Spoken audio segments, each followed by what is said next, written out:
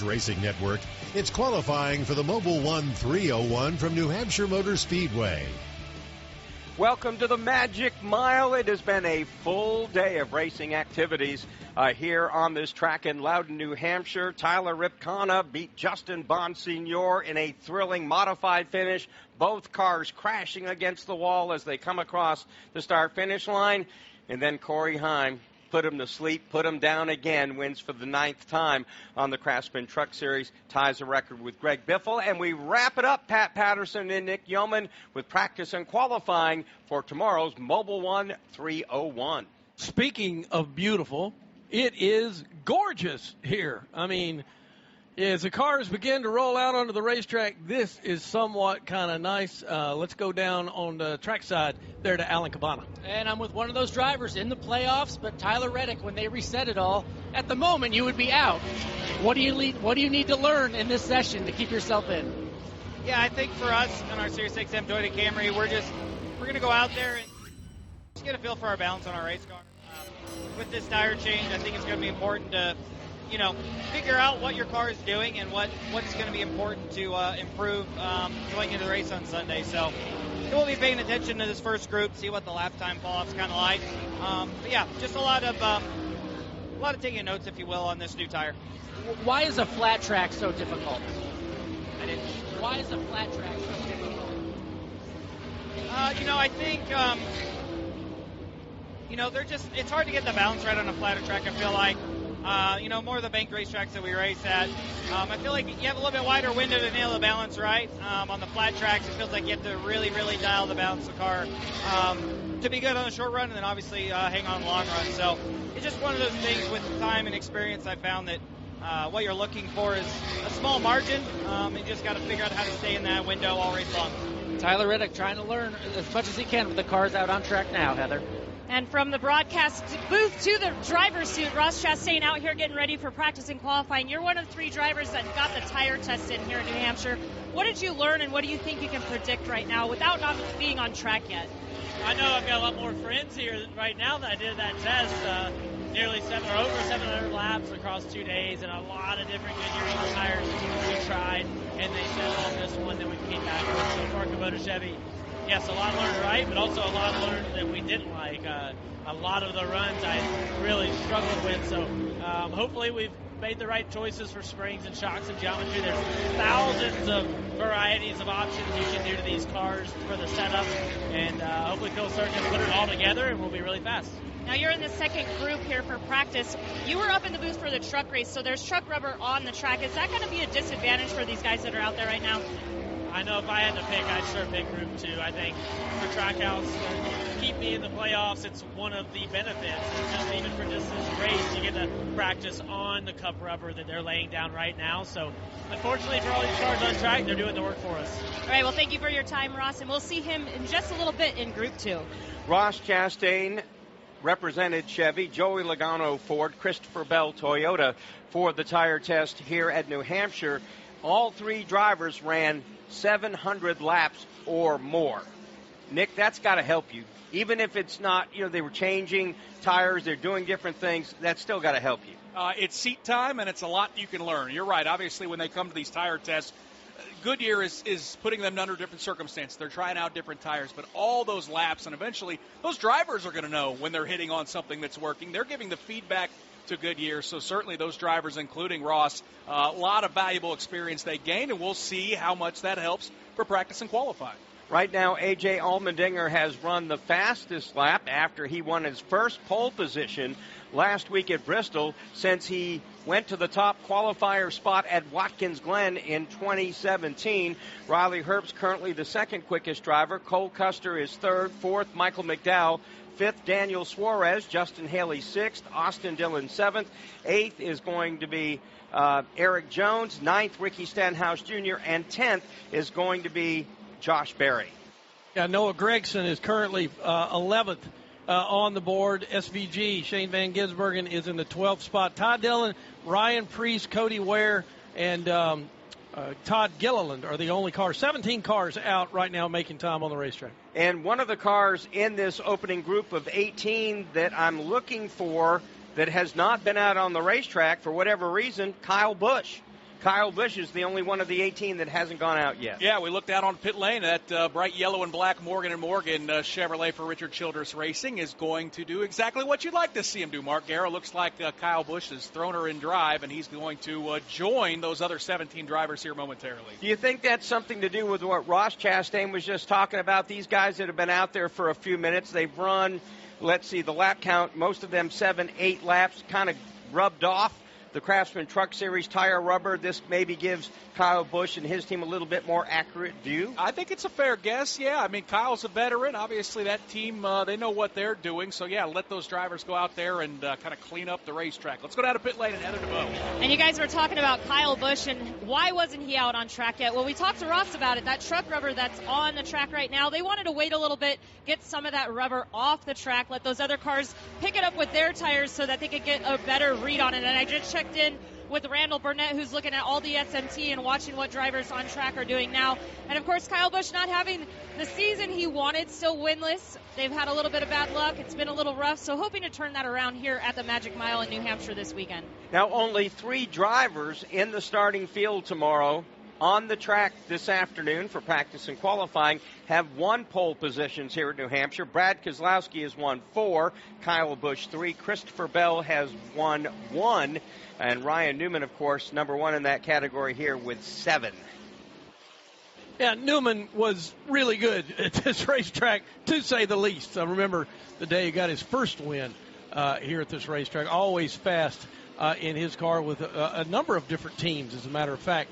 Over the years. Right now, it's currently, again, A.J. Allmendinger. Yes, Mark? You know, we always talk about winning the pole. It's critical. Got to win the pole. In the 53 previous Cup races here at New Hampshire, only 6 pole sitters have won. Kyle Busch, the last one to do that back in 2017. So it's always kind of odd. Of course, that's the number one thing, right? You get the best pit stall, and you get a lot of little bennies to go along, of course, with winning the pole position. But then you look at the stats and go, well, how many times the pole sitter win? This track has been pretty tough. And I think, Nick, a lot of times, and Pat, you can chime in on this as well, it hasn't necessarily been about speed. It's been about strategy. Yeah, I mean, so much I'd love to see the breakdown, the statistic breakdown of how many pole winners went away when we started stage racing, because obviously, as you point out, you throw a lot of elements of strategy, of maybe you're giving up track position right before the end of the stage, and all of a sudden that pole that you had, that track position, you voluntarily give it up. So, yeah, the days of the fastest car showing up, rolling off the truck, grabbing the pole and dominating races, wasn't it Jeff Burton who led every single lap here 1 year? Those days are kind of in the past. So I think that's a great stat, and certainly it's a testament to, hey, whoever wins pole here the next hour or so, it's not a guarantee that they're going to have a great race on Sunday. Pat, one of our favorite guys in the garage area for drivers, Josh Berry. He sets a dubious record in round 1, the fewest points ever scored by a playoff driver in round 1. Eric Jones goes, thank you very much. I had the record before it. But he just scraped the wall, just bounced off it a little bit next to the turn number 2. Yeah, I think that, Josh has had one of those years where, they knew all year long they were going to get themselves into the playoffs, but they were just totally ill-prepared when the thing started, and they had bad luck, from the very beginning. Let's go down to Alan Cavana. And that wall scrape for Josh Berry certainly raised a lot of eyebrows. I was in his pit watching his crew watch that when it happened. Nothing on the radio, though, so they're just going to run this practice out, maybe come in, make a small adjustment afterward. But in terms of damage, nothing major, it appears. It is interesting that Josh Berry's playoff run is over, but we think he can still help his Penske-related teammates, right? He is the only one of those Penske-related cars in this session right now. To his left, I'm watching Joey Logano, Austin Cindric, Ryan Blaney, all with their headsets on, looking at the data, certainly paying a lot of attention to this 21 Ford. So still a lot of benefit he can provide for the rest of the Penske organization cars. Heather? And on the top of the board right now for speed is A.J. Allmendinger. Now, remember, he won the pole last week at Bristol for the first time in quite a while, and it looks like that speed has continued with that 16 team, but he's telling his crew chief right now that he's really tight in the center and burning the right rear off the corner, but they said you do have good pace, but that's the report now from A.J. Allmendinger in that 16. You've never found a happier guy after he won the pole position last week at Bristol, man. He was on cloud 9. It was interesting to watch the replay of Josh Berry getting into the wall. All of a sudden you saw these white paint chips flying. You just didn't know if it was the wall or Berry's car because they're both white. and he just skinned it just a bit coming out of turn 2. Yeah, it's a great point. And Pat, obviously we're talking about how he can help the Team Penske cars moving on. Another driver in this group that can help his teammates is Shane Van Gisbergen, who's got knocked out of the playoffs as well. He can help Ross Chastain. And also moving forward, while Chastain or Shane Van Gisbergen and Josh Berry, while they may not be in the playoffs any longer and running in this first practice session, they've also got an opportunity, I think, later on in the playoffs to steal some points. Obviously, SVG is going to be on the short list of contenders when we go to the Roval, and Josh Berry's been so good at Las Vegas over the last few years, guys, that just despite the fact that their season is over in terms of winning a championship, they've still got a chance to play fly in the ointment. Now, unlike the Craftsman Truck Series that was just out here, these cars are doing some shifting, and they will throughout the race tomorrow. And we were looking on the television monitor at the bumps on the backstretch getting into turn 3. And it really reminds me of what we used to see at Fontana down the backstretch, where the car almost looks like it submarines over the top of these bumps. That's a pretty serious hit they're taking back there, Mark. Absolutely. They kind of porpoise their way down the end of the backstretch into turn number 3. And, Nick, the TV showing some great replays. Some of these guys, you wonder why a guy all of a sudden he shoots up the racetrack. Well, he bounces so hard he lands on the splitter. And at that point, he wants to turn left. The car's going like nothing doing. I'm going straight. And we see a bunch of those cars bouncing hard on the racetrack. Right. That's the big point. It's one thing if the bumps were at the exit of the corner. You could navigate that. Another thing if they were in the middle of the back straightaway. That would be no problem. But when you're trying to woe a car down, slow it down, and get it to turn and rotate into turn number 3, that's going to be an incredible challenge and something I think, Pat, you'll certainly be keeping an eye on when we restart. If we can get them through turns 1 and 2, if they're side-by-side heading down to turns 3 and 4, that could get very interesting with how rough it appears to be, especially as low as they run these cars throughout the course of the day navigating those bumps. I really want to hear, and I'm sure Heather and Alan will let us know about this. You know, we're working on a new tire out here on the right side. I'm curious as to, kind of what anybody's saying down there about that new tire and what they're seeing so far. A lot cooler temperatures today than there were in any test session that would have been here. And again, we started out last week with no problems on tires whatsoever in practice, and we all know what that turned into. Yeah, surprise, surprise, surprise, as after that race got underway. All 18 drivers in this first practice session have now been on the racetrack. We look at the lap count. Riley Herbst has run 23 laps out there. Also, we see that Daniel Suarez has run 23 as well as Michael McDowell. I'll get it out. Let's go to Alan Cavana. Yeah, we're all curious about the feedback coming from drivers. Not hearing a ton yet on the radio, but someone even more curious is Joey Logano. We were talking before how Josh Berry is the only Penske-affiliated car out there right now. Normally, we know the other Penske drivers or other teammates will always be on a headset looking at data, but for the first time in a long time that I've seen this, Joey Logano is down here with the 21 team, talking to crew chief Miles Stanley, talking to the other 21 team engineers, and really pointing at the data and looking at it, breaking it down, having conversations. So maybe it's a playoff thing, maybe it's an intensity thing, a New Hampshire thing, but Joey Logano down here really trying to learn as much as possible with an effort I don't see every week. Joey Logano, average starting position this year, 13.3, has been top 10 12 times. He certainly wants to start, Pat, somewhere near the front. No question about this. This is a big, big afternoon for Joey Logano getting ready for tomorrow. Leading the way right now in practice number 1 here for the Cup cars is A.J. Allmendinger. Ryan Preece is second on the board. Riley Herbst, Cole Custer, and Michael McDowell. That's the top 5 as they run right now halfway through this first practice session here at the Magic Mile, New Hampshire Motor Speedway. This is Kyle Petty for Echo Park Automotive. As you might imagine, I know a thing or two about cars, and I'm here to tell you about a whole new way to buy a car, truck, or SUV. Did you know that Echo Park Automotive has over 95,000 5-star reviews? On top of that, every car that Echo Park Automotive sells goes through a 190-point inspection to make sure that it looks and drives like new, so you leave happy. It's even in their name. Echo Park Automotive. Every car, happy owner. The official used car dealer of Speedway Motorsports. Hi, I'm PRN's Alexis Erickson. Want to listen to PRN anywhere you go? By downloading the PRN mobile app, you can listen to live race broadcasts and have on-demand access to your favorite shows like Fast Talk, pit reporters, garage pass, and PRNs at the track. Download today to make sure you don't miss any of the action. Get the latest racing information at your fingertips with the PRN mobile app, available on Apple App Store and Google Play. Find more information at goprn.com. Feel like you're in the driver's seat and never miss a second of the race action with Racing Electronics. Listen in on uncensored audio from every team in the race. See them in the vendor area to purchase yours today or learn more at racingelectronics.com. Oh, by the way, I believe the kids go BTW on this. You can catch all of us at PRN on frequency 454.2000 throughout the rest of the season. We've got some more racing coming up. We've got the Roval. We've got Las Vegas after this weekend. This is PRN, the Performance Racing Network.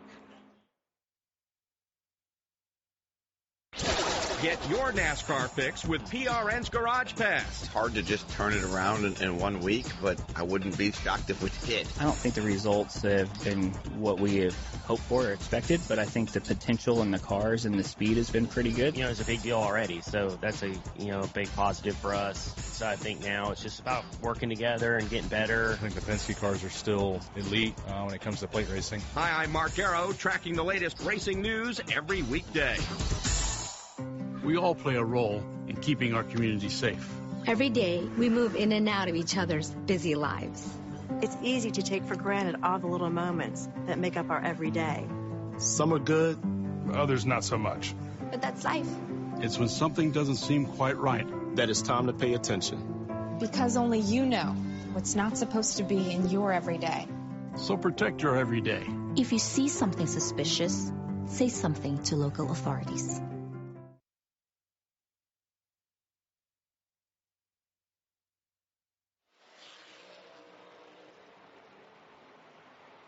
We return to New Hampshire Motor Speedway, where practice underway for the first group in practice and qualifying for tomorrow's Mobile One 301. Mark Garrow with Nick Yeoman, Pat Patterson on pit road. Alan Cavana, Heather Dubois doing their usually good job. A.J. Allmendinger is the fastest car right now. He has the fastest 5-lap average, but Justin Haley has the fastest 10-lap, the fastest 15-lap. His teammate at Spire Motorsports, Michael McDowell.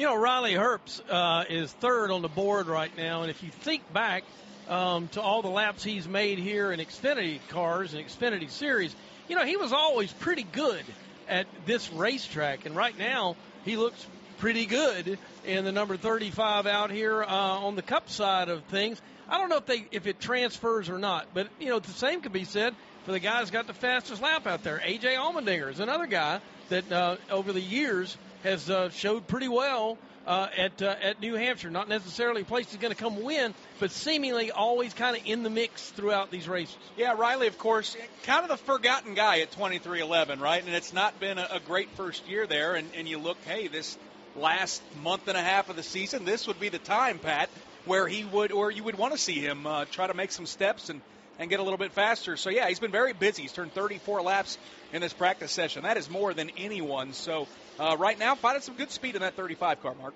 It certainly is. And A.J. Allmendinger, again, jumped out real quick. He's run the fastest lap. Allmendinger, I look at him as at the end of the season, seems like Colleague has found something. They're getting a little bit quicker. And honestly, I think A.J. Allmendinger is one of the most underrated race car drivers on the planet, period, right? Indy cars, Xfinity, trucks, Cup cars, always been able to win, always been able to be competitive. Now, when I talked to Trent Owens a couple of times, the crew chief over there, I asked him, what about all this truck stuff that you guys got to get ready for next year and so forth? How big of a distraction, or does that, bother what's going on the Cup side? He says, not really. He said they've pretty much been able to compartmentalize all that, and, while they're on a fast pace to get all of that ready for 2026 on the Craftsman truck side of things, they haven't taken their foot off the gas on the other side of the house either. So right now we are closing in on the finish of the first practice group for the Cup Series race tomorrow, the Mobile One 301 here at New Hampshire Motor Speedway. And they like to do things different here in New Hampshire. Wicked fast, wicked fun. and we run one extra wicked lap. We've been doing that for a while, though, haven't I? I mean, that's kind of been the tradition around here. I've never quite understood it, but hey, well, nothing wrong with being a little different. An extra lap, and one of these years, that extra lap's it's going to matter, right? Now, for the two of you, does anything jump out here on this leaderboard right now that might surprise you? We've talked about Riley Herbst in third. Ryan Preece, second quick. That doesn't surprise me. That team has been pretty consistent all year long. Michael McDowell, anybody jump out at you? I would say that the 88 is kind of surprising me right now because Van Gisbergen certainly doesn't want to end up in the 30s qualifying here and having to deal with not just learning this racetrack, but trying to continue to grow that oval track skill set of his. So I'm not sure what they're dealing with, and it may not be anything at all, but it's kind of down there as far as the speeds go. Doesn't surprise me at all to see Ty Dillon down there, but Kyle Busch also, not exactly lighting the world on fire in practice, but, we sit here and watch this and look at this board. We have no idea what they're working on. All we're looking at is a timesheet trying to figure out, Nick, if there's anything to worry about, right? Yeah, I mean, that's the thing. I mean, some weekends you don't get a lot of practice. Some weekends you do, and certainly these teams are going to try different things. I think the thing that stands out to me is maybe Josh Berry down in 11th. Of course, we know that car is operated out of the Penske shop, and all three of those Penske cars are still in the playoffs. So could that be a sign of things to come for Austin Cindric, Joey Logano, and Ryan Blaney? We're going to find out here in the next half hour. Obviously, Josh Berry's had his struggles throughout the summer months, and it was a miserable opening round of the playoffs. But still, for being a guy that made the playoffs, to see him right now, Mark, only 11th out of 18th, that does jump off the page a little bit too. A little bit surprising, but is he maybe trying something that maybe Logano, Blaney, and Cindric can play off? Has he gone completely the other way from where they're going, or made some kind of adjustment to maybe kind of test that out? We heard about Joey Logano being down in the 21 pit, so that may tip us off that may be in play. And again, I think sometimes, despite what happened in round one, let's not forget Josh Berry beat them down like a bad dog at Las Vegas earlier this year. He didn't just win that race, he put them in the ground. Well, this racetrack, we've talked about and documented a lot about what's up with this racetrack. It's got sealer on it, got some tremendous bumps over here going into turns 3 and 4, a completely different sort of entry into 1 and 2. So a lot of what goes on in these practice sessions is you're happy with one part of the racetrack, but you're really struggling in another part of the racetrack. So it's trying to achieve some balance on the race car, and I'm sure that's what most of these guys are fighting right now. Information is everything. As much as these drivers can give back that information, that's what those crew chiefs and engineers really need right now. Nick, again, looking at the replay, they've got a great camera shot straight down the back straightaway. You see the entry into turn 3. You see these little black marks across the racetrack that look like stripes. That's where the cars are bottoming it out and hitting every time after these bumps. And I think that's the big thing the teams are trying to figure out. How do I keep the car as low to the ground without that splitter hitting the ground and the entry of turn number 3? Because as soon as that splitter hits, the driver has no control. Yeah, that's the name of the game, obviously, and making that work for 301 laps on Sunday, too, right? It's one thing to set these cars up to go quick in qualifying, or maybe to be strong on those 10, 15-lap averages that you have detailed, but hoping that those cars will hold up over the course of an entire day over those bumps can be very, very difficult. Back to pit lane and Alan Cavana. Well, we're getting just some early feedback from where we're talking about the new tires, some of these new setups. The cars that are struggling say they are just way too loose out there. I'm talking specifically, if you look toward the bottom of the speed charts, Todd Gilliland, Ricky Stenhouse, Kyle Busch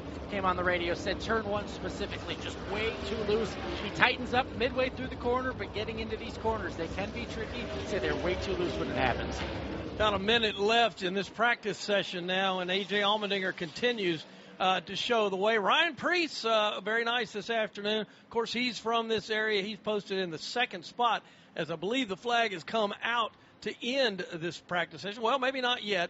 We'll see in just a minute. There are a few cars still. It got quiet all of a sudden. Yeah, it really did. I jumped up and I went, where'd everybody go? But I know that we're almost down to it here in just a minute. But Allmendinger, the fastest so far in practice. They continue on here at the Magic Mile. Of course, again, Allmendinger, the surprise pole sitter a week ago at Bristol Motor Speedway, and that made for 15 different pole sitters here in 2025 in our 27 qualifying sessions. We've had 2 rainouts. So it looks like we have brought to a close that first practice session here at the Magic Mile. We return in just a moment. Joey Logano here for Hunt Brothers Pizza, where you can choose from 10 toppings, all at no extra charge. In a hurry, call ahead to place your order or grab a hunk of pizza on the go. Follow me on the track all season long and visit huntbrotherspizza.com to find your next pizza. By downloading the free PRN mobile app, you can listen to all of our live race broadcast anywhere. You'll also have easy access to all of our award-winning studio shows. Get all the latest racing information at your fingertips with the PRN mobile app. You've only got so many weekends. Spend one doing something nobody saw coming. Is it a party, a festival, a race? It's all of that, and all at once. Concerts, tailgating, unbelievable action, 100 reasons to say this is actually awesome.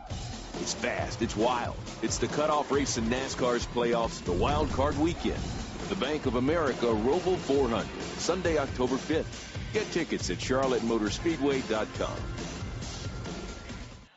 In Las Vegas, pedal to the metal is all we know, on or off the racetrack. Whether you're there for NASCAR, live music, incredible restaurants, or world-class entertainment, Vegas is the town that never slows down. With so many ways to play and so much to explore, Las Vegas encourages you to go all out. Now, if you want to get out there to Vegas, here's a great idea.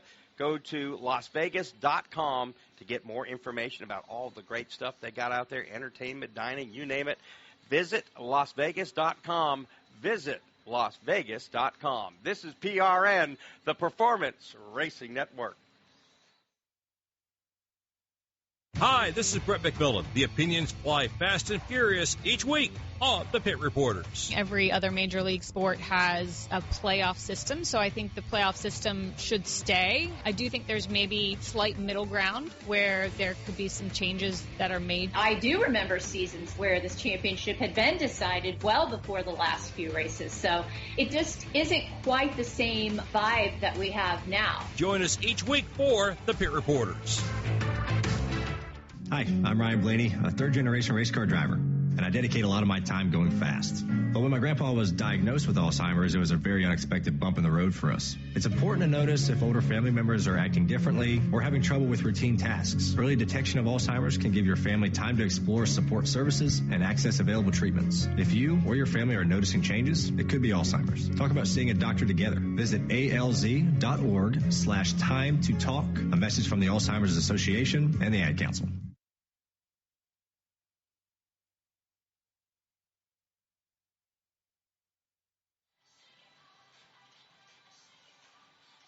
We're back at New Hampshire Motor Speedway. Nick Yeoman, Pat Patterson, still with us? Okay. Yep, I'm here. I'm Mark Carroll. I'm pit road. Helen Cavana and Heather DeBow. I was about to throw it to Pat, and I go like, this is a bad time. So I'll throw it to Nick. Well, it was that moment we had right at the end of practice when everything got quiet. It's the universal bad sign at a racetrack when things get very quiet. So, yeah, during the break, it's easy.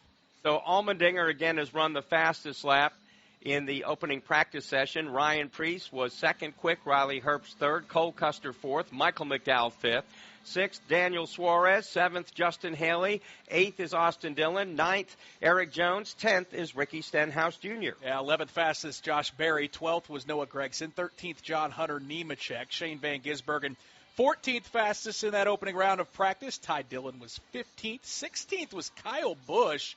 Only faster than two drivers, Todd Gilliland, who was 17th, and Cody Ware, the slowest of the 18.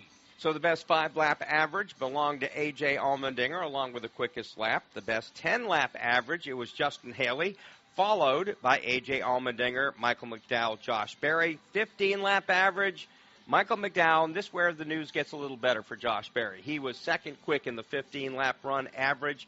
Then it was Justin Haley and Noah Gregson. So that's how things kind of played out here in this first practice session. And now, as we look at it, we've got, 18 more drivers getting set to go here in the second practice session.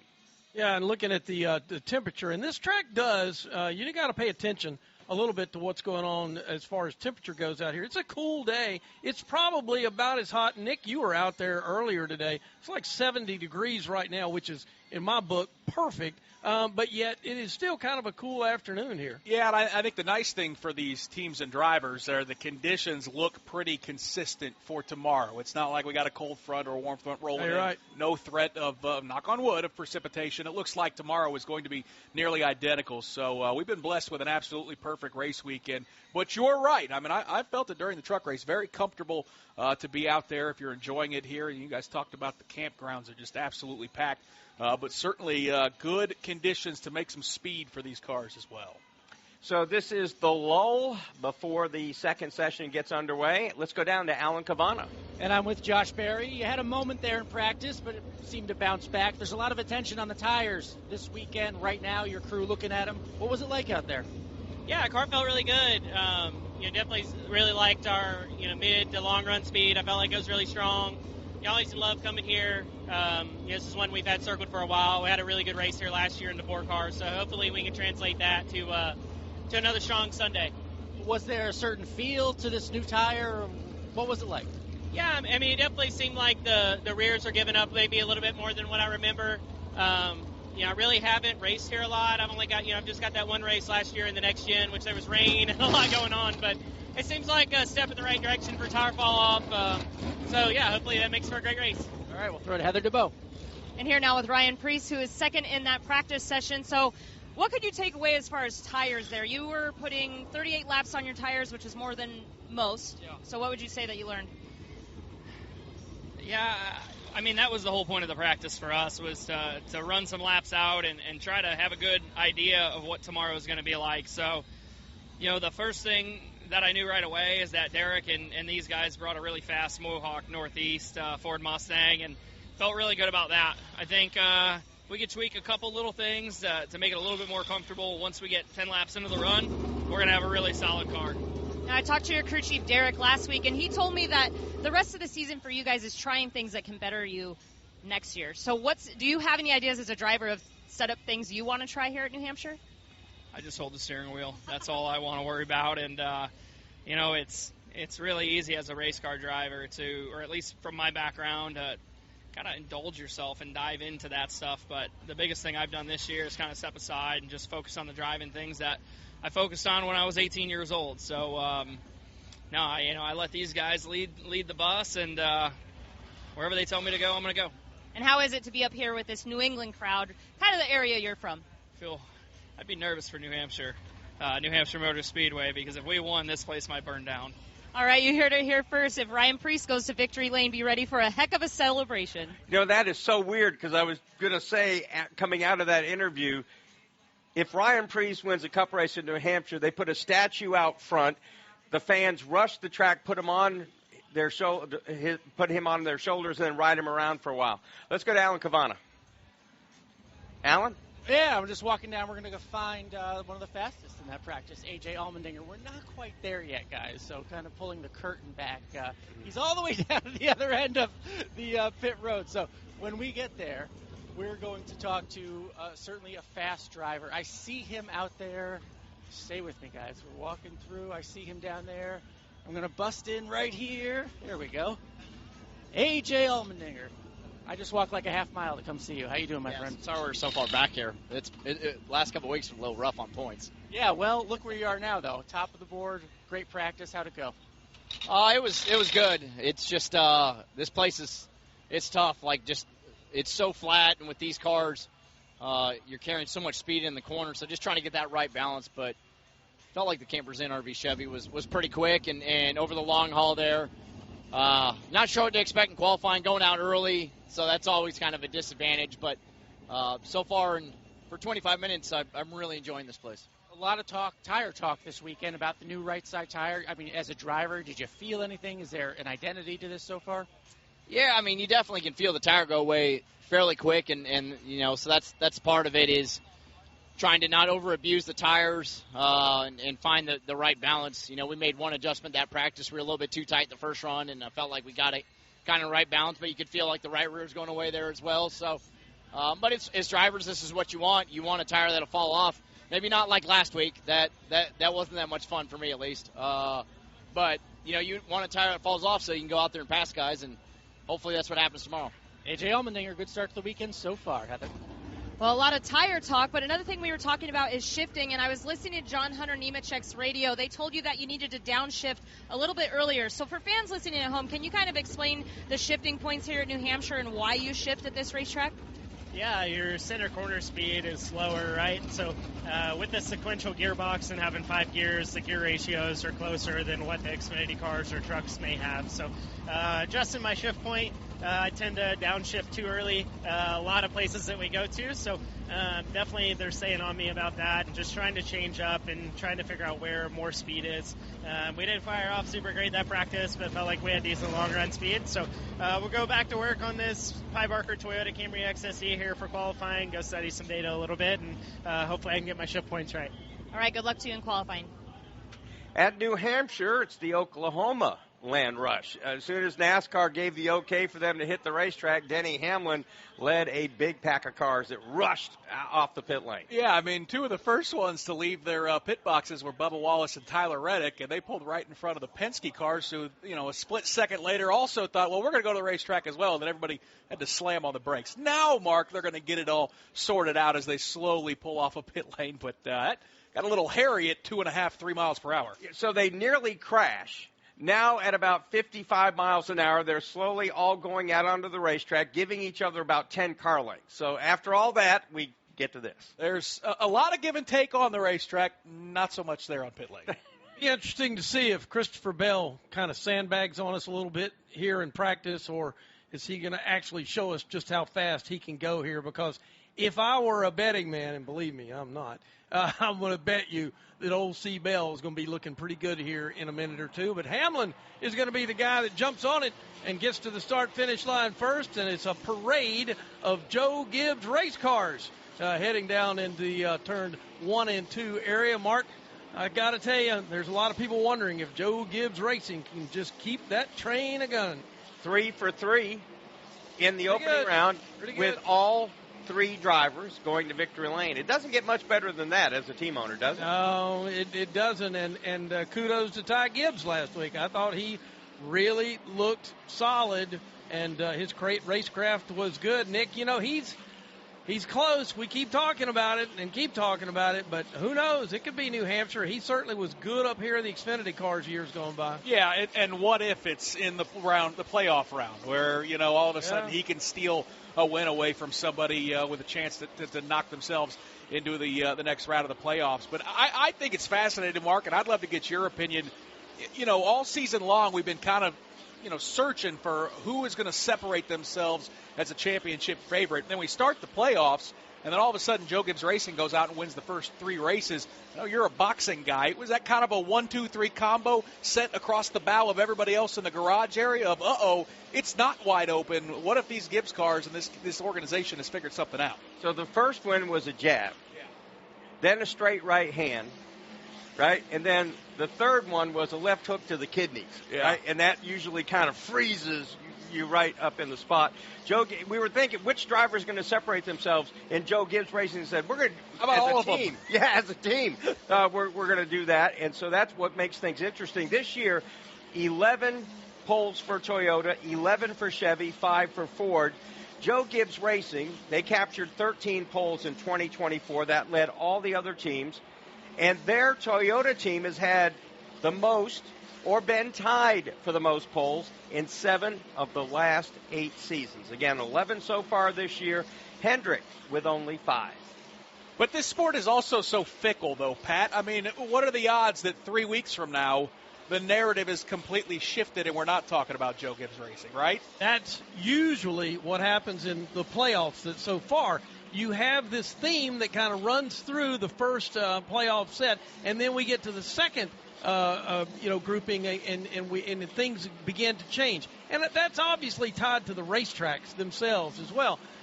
It's amazing right now. William Byron is set fast time so far here in a Chevrolet this afternoon above Allmendinger from the last session, the first session, I should say. But, yes, I think that we could have a completely different narrative once we leave the Roval.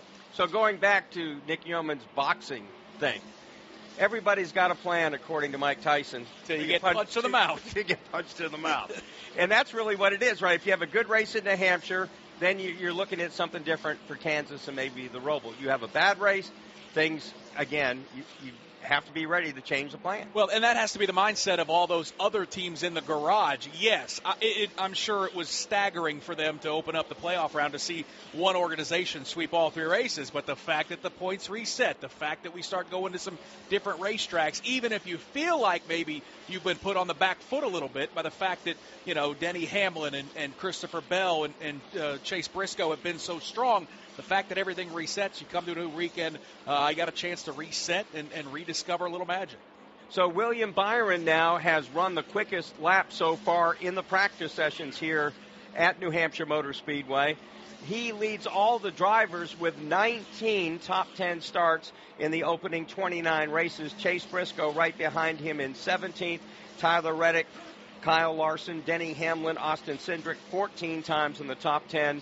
13 times for Ty Gibbs, Ryan Blaney, and Christopher Bell. And you go back to the Ty Gibbs thing. They have shown really big flashes of speed, led a bunch of laps last week. He's closing in, I think, Pat and Nick, you guys can talk about this. I think the first win is just around the corner for Ty Gibbs because, as you talked about, Pat, good racecraft. Not only was the car fast, but you have to have racecraft at Bristol to stay up front, and he had that. Well, that's what the whole goal has been with that team all year long is just get consistently better. If the wins will come in doing that, and they've done that work this year, and you begin to see, towards the end of this year, they're starting to get results for all of the work that they've done this year. So he can race with the lead. We saw that. And that is a real accomplishment. You can race with the lead with the best guys in the business. That's a big deal. Now, if you can get your car to kind of match up to that mindset, and have those top 5 finishes, because I know, Nick knows, it's top 5 finishes that lead you to victory lane, and that's what he's got to consistently try to do. So he's run up front, and they always say you got to lose them a few to finally get the win. Do you think he's got that out of the way? I think so. And listen, we're probably all guilty of this. I know I certainly am of rushing these young drivers. And listen, we're gonna have to do the same thing with Connor Zilic next year, and potentially our truck winner today, Corey Heim. They're going to move up to another series, and we're going to expect, they're going to light the world on fire. And sometimes they do. But by and large, most of them, it takes time, especially when you get to this level, the top level of auto racing. The other drivers aren't just going to move out of your way and give you those race wins. So it takes time, especially as you guys touched on, to develop that racecraft. Ty Gibbs can go out and throw down 1 quick lap, 5 quick laps, 10 quick laps. It's putting together a full day where you have to be perfect to win these races. That takes time. He's the last guy that was going to fool me, though. I made sure I said this to myself because I was the guy that said, the first year he came to Cup, I said, he'll win a race this year. After watching what he did in the Xfinity Series, and I'm not talking about the fact that he won races, but it's how he won races that I thought, no way, this kid is not going to get in a Gibbs car, a Kyle Busch car, and not go win a race. And it just didn't happen. It's kind of like baseball, AAA, right? You get the call up, and you get up there and you go like, welcome to the big leagues, a whole different ball game. I'll use another analogy. You look at the NFL and how many rookie quarterbacks struggle, and then all of a sudden they reassert themselves like a Sam Darnold 4 or 5 years into their career. I think it's very similar. The light bulb's going to come on for Ty Gibbs. He's too close for it not to. And, it's only a matter of time for that young man. Looking pretty decent in this practice session. He's turned 13 laps and has that 54 Toyota already in the top 10, 8th fastest. So Byron, from this session, is first quick. Then Blaney 6th, Bubba Wallace 7th, Ty Gibbs 8th, Larson currently 16th overall. This is just a single lap speed. Tyler Reddick 18th, 19th Buscher, Chase Elliott 20th. This again mixing them into the first session. Carson Hocevar 22nd. Here's the one that's got my attention. Denny Hamlin down there in the 23rd spot. Logano, Briscoe 25th and 26th. I don't know. When I look at Hamlin and I go over here to the best average speeds, Hamlin is right there in the top 5. And I tend to think that what he's working on is the same thing that they did last week. They went out and ran a buku amount of laps to try to get some real feel for that car. So when I see Denny Hamlin anywhere in that top 5 in the overall average laps, I'm thinking that they're okay. Sort of like, Nick, with Kevin Harvick back in the day. He'd be 30th on the rundown, right. But he'd tell his crew, relax. I felt in my backside exactly what I wanted to feel in the race car, so we're okay. Yeah, there was never any panic, right? They knew that they were in good shape. I'll tell you who's in really good shape.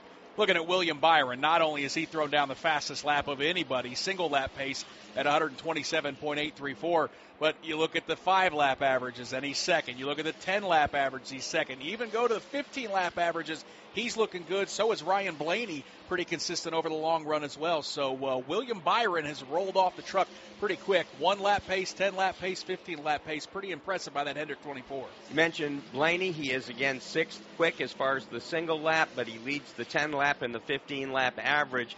William Byron, he's always been one of the best qualifiers we've had this year. Chase Briscoe has the best average starting position, 10.5. Byron right there at 10.6. And then you have the drop-off to 12.1 to Chris Buescher. Kyle Larson, 12.3. Tyler Reddick, 12.4. There are top 5. I'll tell you one thing that I'm looking at, and that is that 5 car. To me, Kyle Larson needs to show me this weekend that he is capable of getting to Phoenix. And I think these next 2 races for that 5 car, here and at Kansas, forget about the Roval, but you know what I mean? I think that car has got to come to life in a big way. I think all of Hendrick Motorsports. I mean, you know, again, what we saw at Gateway, they've got to improve upon that here, because if you haven't run well at Gateway, New Hampshire, you've got an uphill climb when it comes to Phoenix. So I think this is a very important weekend that way. But I think Hendrick Motorsports has to step up and flex some muscle. We talked about how Joe Gibbs Racing certainly did that. And right now, you know, Hendrick Motorsports, they've got to answer the call. Here's the good news for Kyle Larson. Enters this round plus 24. So he's got a bit of a cushion. But I think to Pat's point, really since when he had that failed attempt to run the Indianapolis 500, really since May, he has not been as strong as we have seen Kyle Larson over the years. So, yeah, he's got a bit of a cushion, but I wouldn't be surprised at all if they don't find something. He could be sweating out that Roval round. As the second practice session continues here at New Hampshire Motor Speedway, we'll take a quick break and come right back to the Magic Mile. Progressive understands that bond between you and your boat. But imagine if something happened to it. Without the boat, you're just Tina with too much boat knowledge. Sure, it's helpful on the water, but with no boat, you're someone who talks way too much about knots, and no one cares what a jib is anyway. Boat Tina could get away with it because she has a boat. So make sure your boat is insured. Get Progressive, America's #1 boat insurer, and then go back to being you, Tina, who owns a boat. Progressive Casualty Insurance Company and Affiliates. #1 rating based on boat market share data from ratefilings.com. Hi, this is PRN's Brett McMillan. You know, you don't spend your life just sitting around, so what you need is PRN's mobile app. By downloading the mobile app, you can listen to our live race broadcast from anywhere. Make sure you don't miss a second of the action from the track. If you download it today, you get station listening and on-demand access to your favorite studio shows like Fast Talk, Pit Reporters, or Garage Pass. Get all the latest racing information at your fingertips with the PRN mobile app. Download today. Available at the Apple App Store and on Google Play.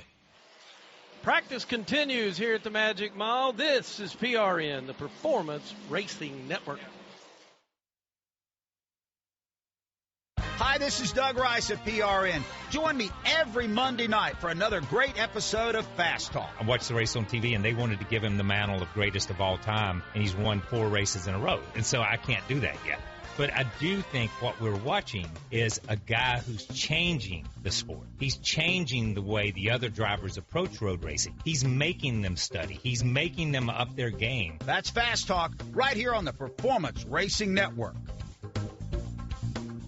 Local radio brings people together like never before. It's a beautiful hometown weekend out there. We've got your local stations keep you informed and involved with music, talk shows, and real-time news updates you can trust. We are live and local. We are America's broadcasters, connecting you to what matters most. Text radio to 52886 and tell Congress to support your local radio stations. Message and data rates may apply. You may receive up to 4 messages a month, and you may text STOP to STOP.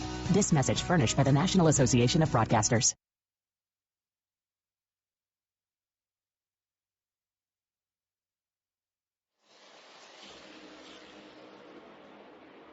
Back at New Hampshire Motor Speedway, practice for group number 2 rolling on. William Byron still the fastest overall at 127.834 miles per hour. Of course, the cars on the racetrack now, all those playoff contenders as we check in with Heather DeBow on pit lane.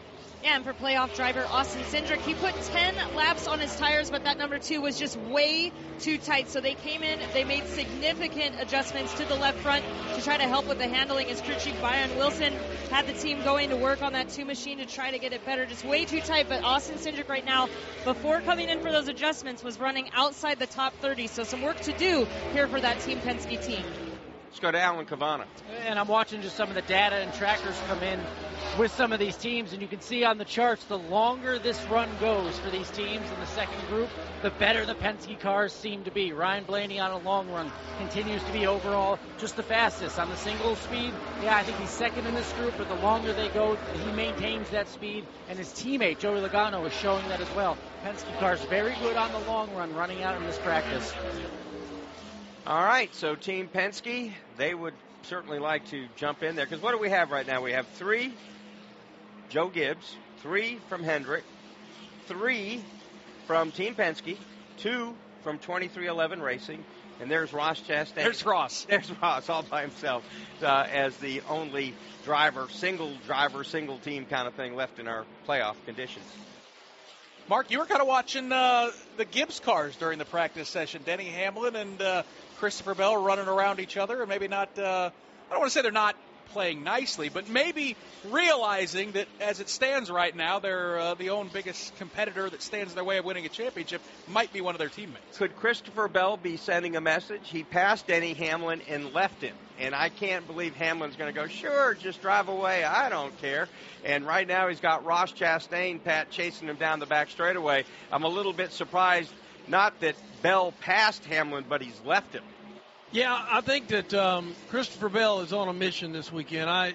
There's no question in my mind that he wants to go ahead, get this race under his belt. And there's a lot of guys that want to do that as well. And I think that, he's just solid out here. Logano right now, though, and don't forget, Joey got his first win at this racetrack. That was a very popular win. That was a very popular win, yes, back in the day. 5th quickest right now in the overall average laps. And as we look at the rest of it right now, still Ryan Blaney top at 10 lap average and 15 lap average as we go. Christopher Bell, all he did last year was sweep the entire weekend, right? He won the Xfinity race, won the Cup race. If he wins tomorrow, 3rd win for the Cup Series in the last 4 seasons here at the Magic Mile. He is certainly dialed into it. He has won a truck race here as well. And guys, when I look back at that race last year, Pat, when it ended, you weren't wearing sunglasses. No, and I was wearing a raincoat. That was a day out here we'll not soon forget. And we're not going to have anything like that tomorrow. It's going to be totally different. Yeah, the weather here is completely opposite of what we had a year ago. And what a race finish, though. History made in the sense that we've started races on a damp track, a road course, and NASCAR using the wet weather tire to kind of get the track dried in. Then they go to slicks. We did the opposite in this race last year. We had a 2-hour rain delay. The track was damp. They were having trouble, drying it. So NASCAR said, you know what? Let's restart this race on wet weather tires. Darkness is setting in. Literally, we went past the sundown at 8:20. We were a little bit past that when the race ended. The track was damp. They're on wet weather tires, and we're racing almost in the dark with no lights. I mean, that was history right there. Well, and how incredible were some of those restarts, too, where, top to bottom, they were using the entire racetrack, including the apron. It reminded me, I remember the first time we went to Circuit of the Americas, and Rob Albright, when they ran up the hill to turn 1, said, well, they're scattering like marbles on a tabletop. That's what it looked like when we restarted the race here last year with the wet weather tires, because with the racetrack completely saturated, you could choose any lane you wanted, and they did. What was interesting about that race, the dirt track guys took to that slick track on the wet weather tire in a big way. And I also thought Chase Briscoe almost won that race. And remember, on the opening day here at New Hampshire, Christopher Bell let it slip that Briscoe's going to be my new teammate. He's taking over for Martin Truex Jr. And it was a pretty funny moment. Everybody sitting there when Bell realized, I don't think I should have said that, right? So he wants to apologize to Chase Briscoe and the coach, Joe Gibbs. Race starts. Briscoe's junk, right? He's running in the 30s. Bell's leading. He catches him and rides for like 20, 30 laps, whatever it took to keep him on the lead lap to get to the end of that stage and not lap him as a way of saying, hey, bro, I'm sorry, right? So I'm going to cut you a break. And then when at the end of the race on a wet racetrack on wet tires, who is Bell trying to hold off for the win? Chase Briscoe. And Briscoe said, I probably would have finished 3 laps down if he had lapped me early on. And he actually went to victory lane and told Bell, he said, you're lucky. You're lucky. You cut me a break, and you almost had to pay for it in a big way. Chase Briscoe right now 26th fastest in practice. Pat, how impressed have you been with his season to date, with how it started and where it's at now? Because I know he admitted he was feeling the pressure early on, knowing, hey, I'm driving a Joe Gibbs car. This is an incredible opportunity. And the way that he's gotten better month after month after month, now looking like a legitimate guy that can win a championship. How impressed have you been by that guy? I don't think that James Small is an easy guy to get to know. I don't think Martin Truex had an easy time initially putting James and himself together. I think they may have struggled a little bit back in the day, and that may be an over-exaggeration to it. But I think that once Briscoe could kind of start reading the tea leaves that James Small had and said, hey, look, man, just drive this thing. I know what it's going to do, and I know that's what he wanted. And I think Briscoe just about said, I'll do it. And look where it's taken him, right? And so I am surprised, but the progression is nothing less with the talent that's involved. The way they melted together. Originally is what Chase, this is the way I've always raced the track. This has always been my groove, and that's what they did. And he had to learn, like, when James Small said, look, this is how we've done it at Joe Gibbs Racing. This is how we've set up our car for Darlington. Trust us. Run the corner this way, not that way. And I think Chase Briscoe, as you've talked about, kind of bought into it. They got used to each other. They gelled. And, boy, did they gel at the right time. He's the only guy with a win, a runner-up, and a top 10. The only guy, 3 top 10s in round 1. And I think the dirt background for Chase, because he's not that old of a guy. He's learned to adjust. And you know, that is the thing about dirt racing that is so good for you, is really being able to adjust to a racetrack that is constantly changing underneath you. Therefore, maybe I can change my style. Maybe I can find a different comfort zone. Maybe I can do what this other guy did before. And, you know, I think they're really off. It will not surprise me. Will not surprise me to see him in Phoenix racing for the championship. So Christopher Bell has now run 31 laps. Now, on the single lap, he's 21st. But he passed Denny Hamlin and put a straightaway on him and is still pulling away. Yeah, it's impressive. I mean, he looks really good. Yeah, I mean, Denny actually just got passed by Ross Chastain, who's trying to find a little pace. Ross struggling a bit in this practice session, 30th fastest on that single lap pace. But you're right. Ever since Christopher Bell made that pass of his teammate Denny Hamlin, every lap around this place, he's gapped him by a couple car lengths. So clearly that Rheem Toyota is pretty good on the long run for Christopher Bell. Don't want to throw down on our buddy Ross Chastain. I mean, we had him in the truck race. We've had him pre-qualifying already, and he is only 30th out of 36 cars as far as the single lap for Ross Chastain. This is something that he has talked about all season long. They have got to figure out a way to have a car that's a little bit better when they drop the green flag, especially for qualifying. He's got to get a better starting spot, which leads to better pit selection, better everything, and he's struggling right now in 30th. Yeah, and as we talked about a few minutes ago, everybody's trying to sort their thing out, which I'm not sure what Ross may be struggling with. I'm thinking it's probably the same thing that we heard earlier, and that the car's way too loose trying to get in down here in 1 and 2, trying to figure out how to deal with the bumps down here in 3 and 4. It is a process, and I'm sure Chastain and them are, like everybody else that's down there at the bottom of the list right now, trying to figure out, how can I make this car cut in the middle of the corner? Nick, when you're down there in turns 1 and 2, you get to look straight shot down the racetrack. Kind of looks, people talk about it being a Martinsville on steroids, in the sense that the 2 straightaways are the same length, the corners look the same. But what do you see when you're down there looking straight down through as to how these guys work these turns? I think the most noticeable thing, and Pat mentioned it earlier in the broadcast about how different you have to enter turn 1 for turn 3, it's the pit wall and just how long it goes down. You can't trim the corner entering turn number 1. You'll throw off your entrance. You can even hit that pit wall because as soon as that pit wall ends, it's right when those drivers have to really arc those cars into the corner. So ultimately, it puts you in a position where you've got to keep it up against that outside wall, and it really creates a bit of a funneling effect heading down to turn number 1. And it made the restarts in the truck race and the modified race. I went up topside and watched the end of the last 25, 30 laps of that thing. Really impressive, but it is just the racetrack's plenty wide. As we talked about, there are 5 distinct grooves. Maybe only 3 of them are actually usable throughout the course of a run when the marbles and the tire wear starts to play out. But the track doesn't look very wide at the entrance of turn number 1, and that's certainly noticeable.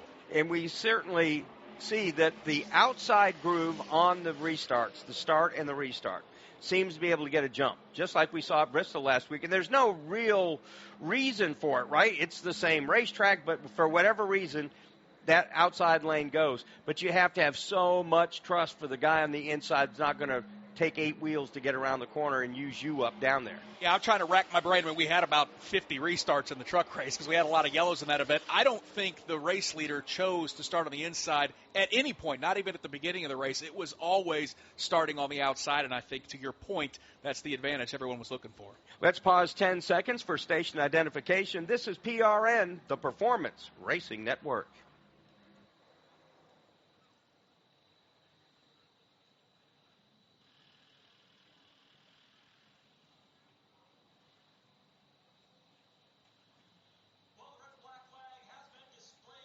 We've wrapped up the second practice for the Mobile One 301. Coming up next, they'll get down to the serious business of trying to go after the pole position.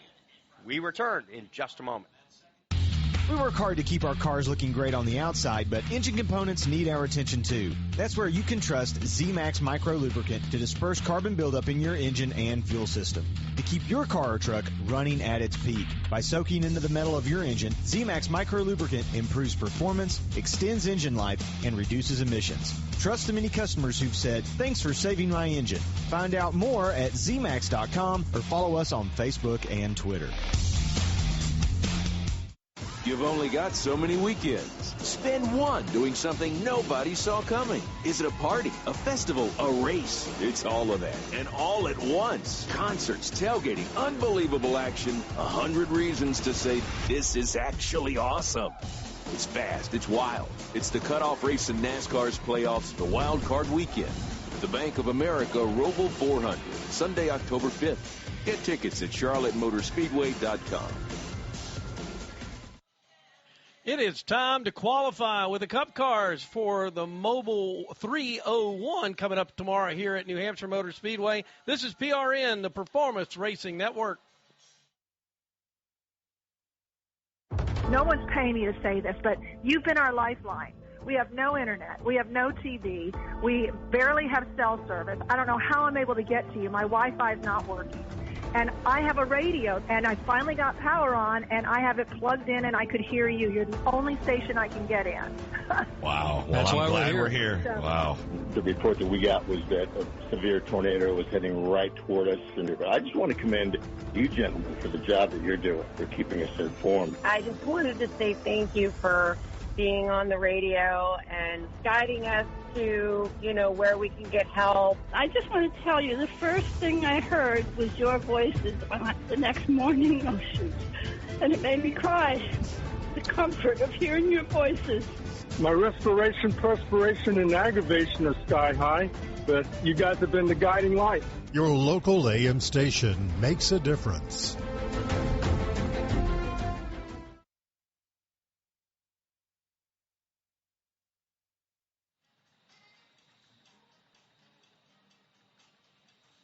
So glad you could join us on PRN for qualifying for the Mobile One 301. Please come back and join us, 1 o'clock Eastern Time tomorrow when they drop the green flag for the opening race, round 2 for the Cup Series. For a big fish at the end of it. Your big lobster trophy. Lobster. You got a giant lobster, It scares some of the drivers. Denny Hamlin's going like, Nuh-uh. Christopher Bell, he puts a bib on immediately. I'll be honest, I'm a Midwestern guy. We don't have a lot of lobsters in Indiana, so yeah, I'm a little intimidated by those things too. If I'm being honest. I ain't picking it up. How big are those things? Like 30-pounders? I mean, look at it. It's half the size of Denny Hamlin. You see him holding the other thing. Yeah, I mean, it's from neck to waist, right? I mean, those things are massive. Can you imagine swimming around the ocean, you come face to face with that, and you go like, oh, my day might just be getting a little worse. Chance. No chance.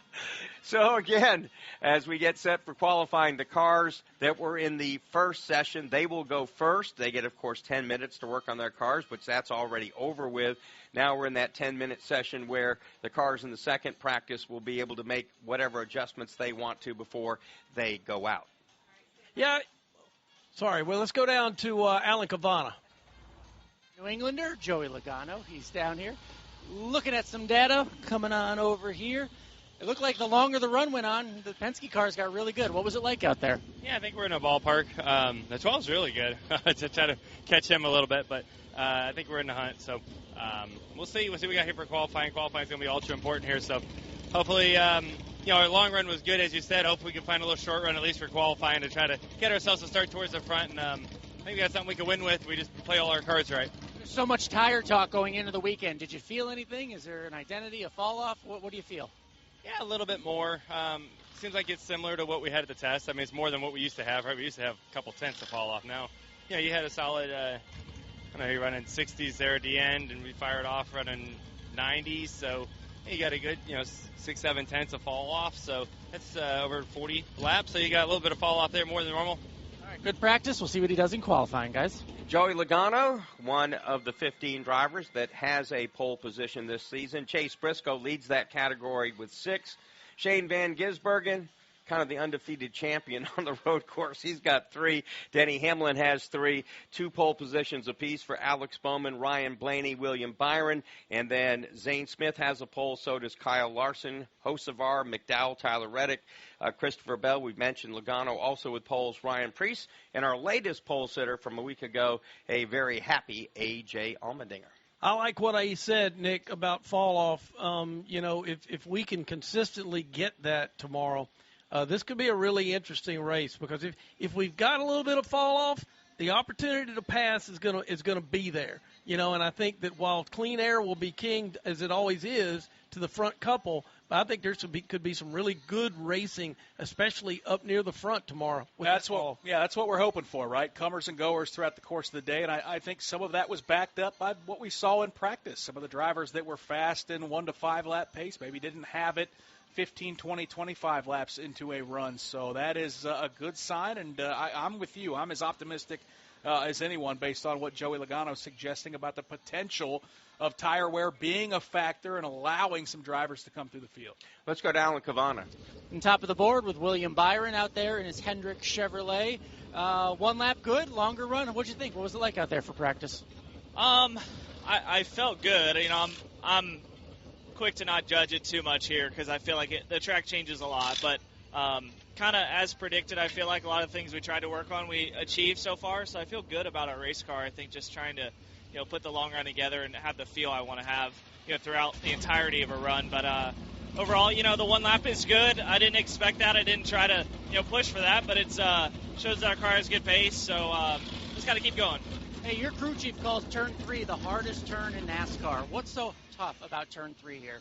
Yeah, the bumps are difficult, and it's not your typical entry to the corner. It's not the car doesn't load how it typically does on entry to the corner, so it's kind of like you just get kind of shoved off in there with a certain balance, and you just have to handle and deal with that balance. So, it seems like so far we've done well with the bumps over there. It's just really trying to marry the 2 ends of the track together a little bit. All right, William Byron in the 24 car, marrying the bumps, figuring that stuff out, needs 1 good lap in qualifying. Qualifying is about to get underway. We'll take another quick break, come back to the Magic Mile. From fueling NASCAR champions on the track for over 20 years to innovating 94 octane, the highest octane on the market. Performance is what Sunoco does. All Sunoco fuel at the pump meets the same top-tier standards as the fuel used in NASCAR. From the track to your tank, you can trust Sunoco to help your vehicle perform at its peak. Hi, it's PRN's Brad Gilley. Did you know you could take PRN with you anywhere? That's right. By downloading the PRN mobile app, you can listen to our live race broadcast from anywhere. Make sure you don't miss a second of the action from the track. Download today for station listings and on-demand access to your favorite studio shows like Fast Talk, The Pit Reporters, or Garage Pass. Get all the latest racing information at your fingertips with the PRN mobile app. Download today, available in the Apple App Store and on Google Play. Qualifying for the Mobile 1-301 just around the corner at New Hampshire Motor Speedway. This is PRN, the Performance Racing Network. These cars are about to fire it off in anger. Logano back across the stripe. Now Zane Smith putting on some pressure. Side by side, Austin Cindric has him at the line, and he will take the lead into one. Boy, what a save. We got cars sideways. It's Christopher Bell. He spins and collects a couple cars. Here comes Shane Van Gisbergen on the bottom. He's looking for second. Now Chris Buescher fired out of a cannon at turn 2. He's right into the rear bumper of Ty Gibbs. Which way is he going to go? Oh, it's a multi-car accident. I want to say 15, 20 cars. Looks like Austin Cindric is involved. Denny Hamlin. Guys, that took out about 2/3 of the field. We have a fight on pit road between two crew guys. One of them is with Ty Gibbs. One is with Brad Keselowski. Brad Keselowski will see the white flag as he drives under the start-finish line. Chase Elliott has battled at the front all night long. He's won the war. Chase Elliott has just punched his ticket to the playoff. Awesome job, man. Awesome. Thank you guys so much. This is PRN.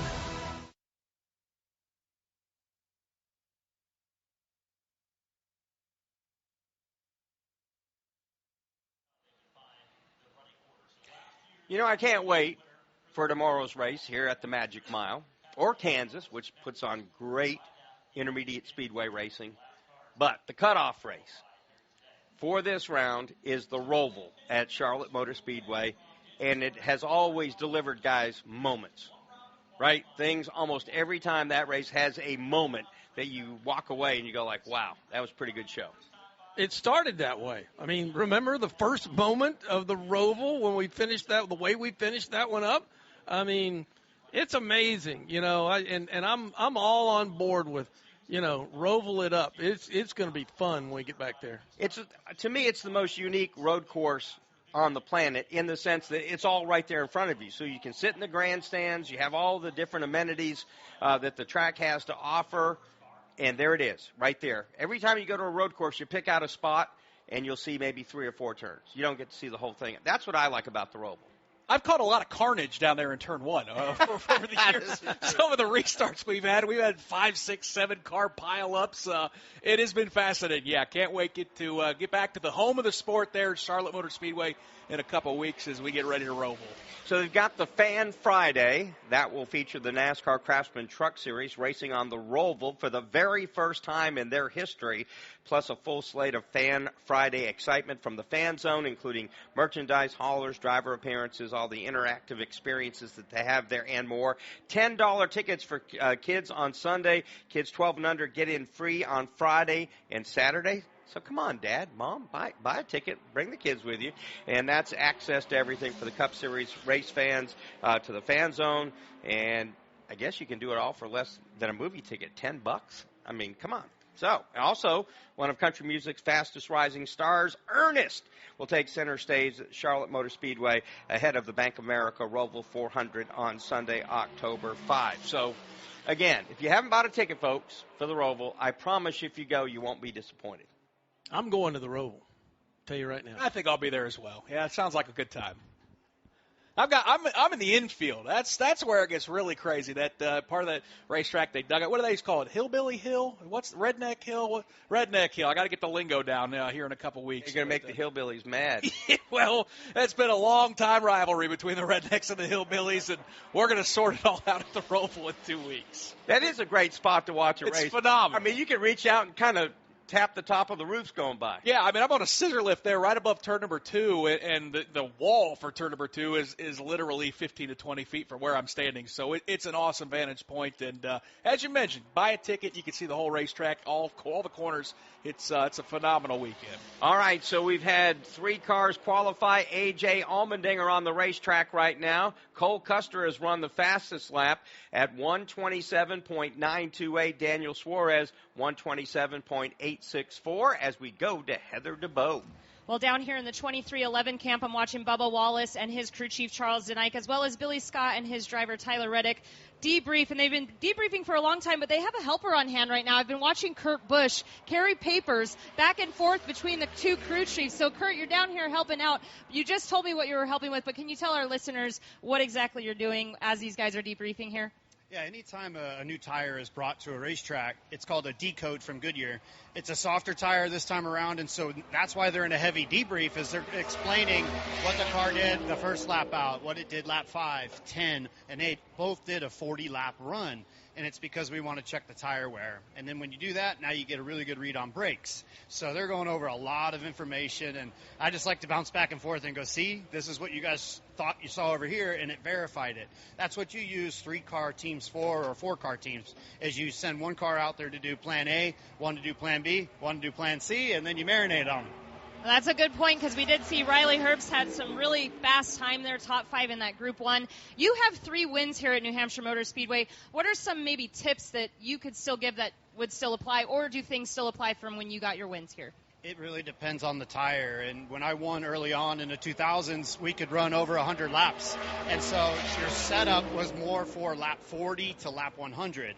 Nowadays, it's lap 1 to 40. You got to go hard, you got to go quick, and then you have to conserve once you get spread out in those runs. So that's what we want to see. Like Riley Herbst with that quick time, that's great. But how long will his tires last into the longer run?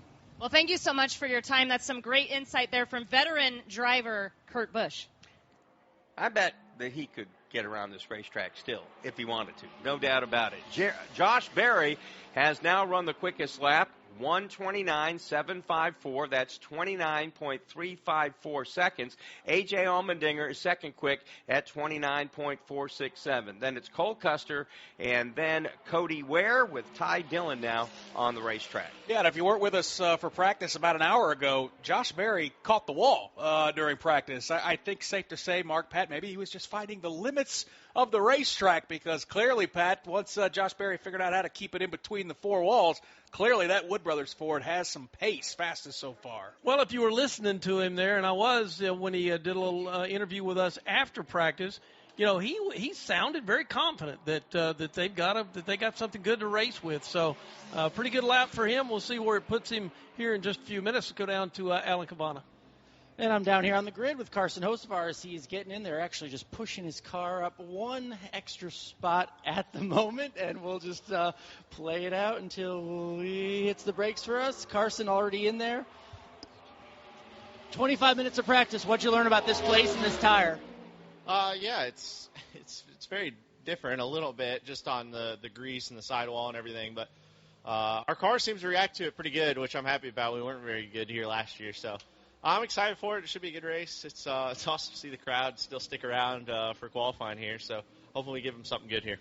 All right, Carson Hocevar, always exciting in the race. Let's see what he does in qualifying. You know, Carson Hocevar was one of the guys I thought would win a race this year, and he's come close. He had that runner-up at Atlanta. He's had some other very, very strong runs as well. We talked about Ty Gibbs being on the precipice of getting his first win. I think Hocevar belongs in that group as well.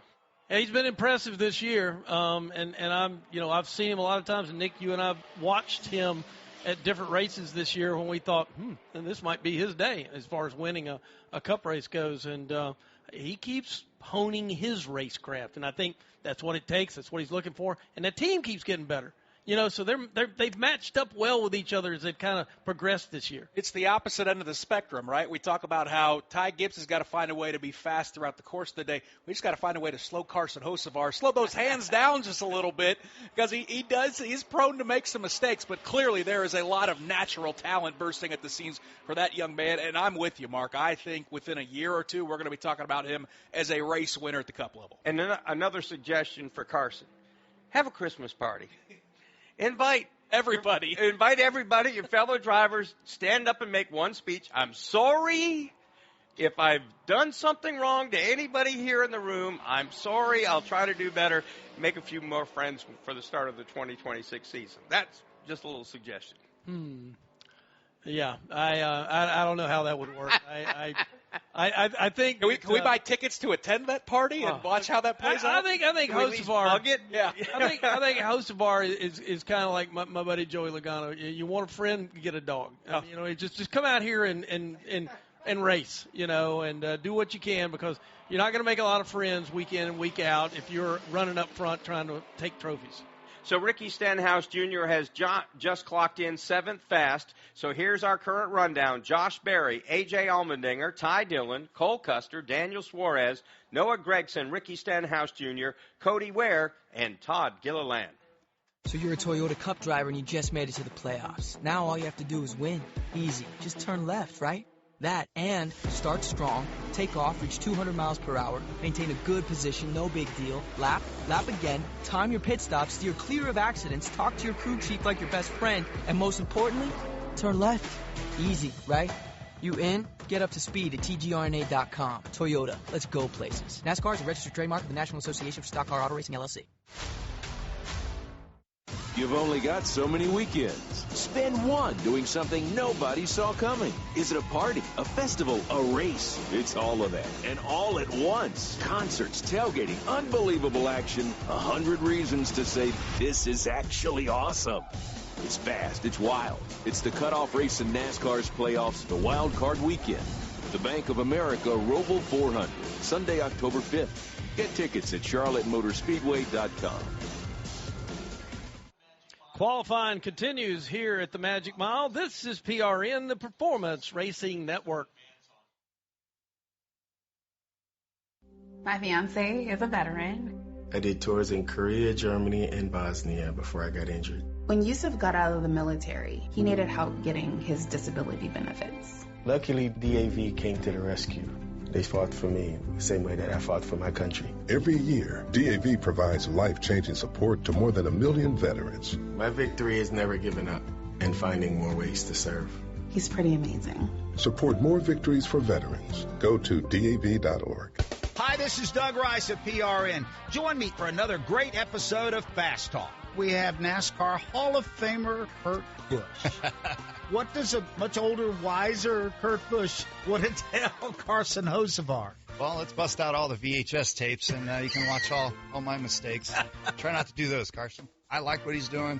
He's learning, and he's putting his time in up front. That's Fast Talk right here on PRN.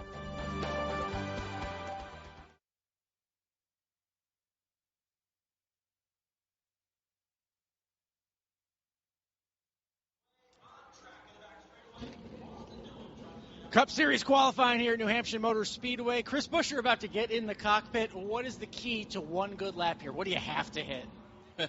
That's a really bad question to ask me, because this is a place I'm still trying to figure out. So many different lanes here, so many options. We're seeing them already, and there's only been 10 cars go out. So I'm excited to get this Kroger Ford out there and hopefully just get that roll speed up, get it pointed, and keep the rear up underneath us on exit. All right, Chris Buescher looking for good things. He wasn't lying. His best qualifying effort, the best, is 15th here at New Hampshire.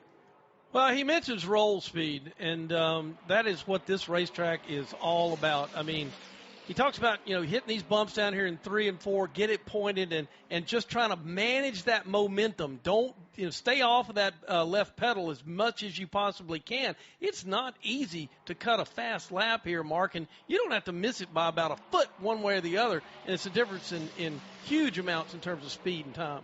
Austin Dillon just qualified third fast at 128.325, so right now 29.354, the fastest lap. That belongs to Josh Berry. And when you look back at qualifying speeds here at New Hampshire, since we've had the next-gen car, Martin Truex Jr. captured the pole at 29.964 back in 2022. Christopher Bell, 30.5, a little bit slower. And, of course, that was in 2023.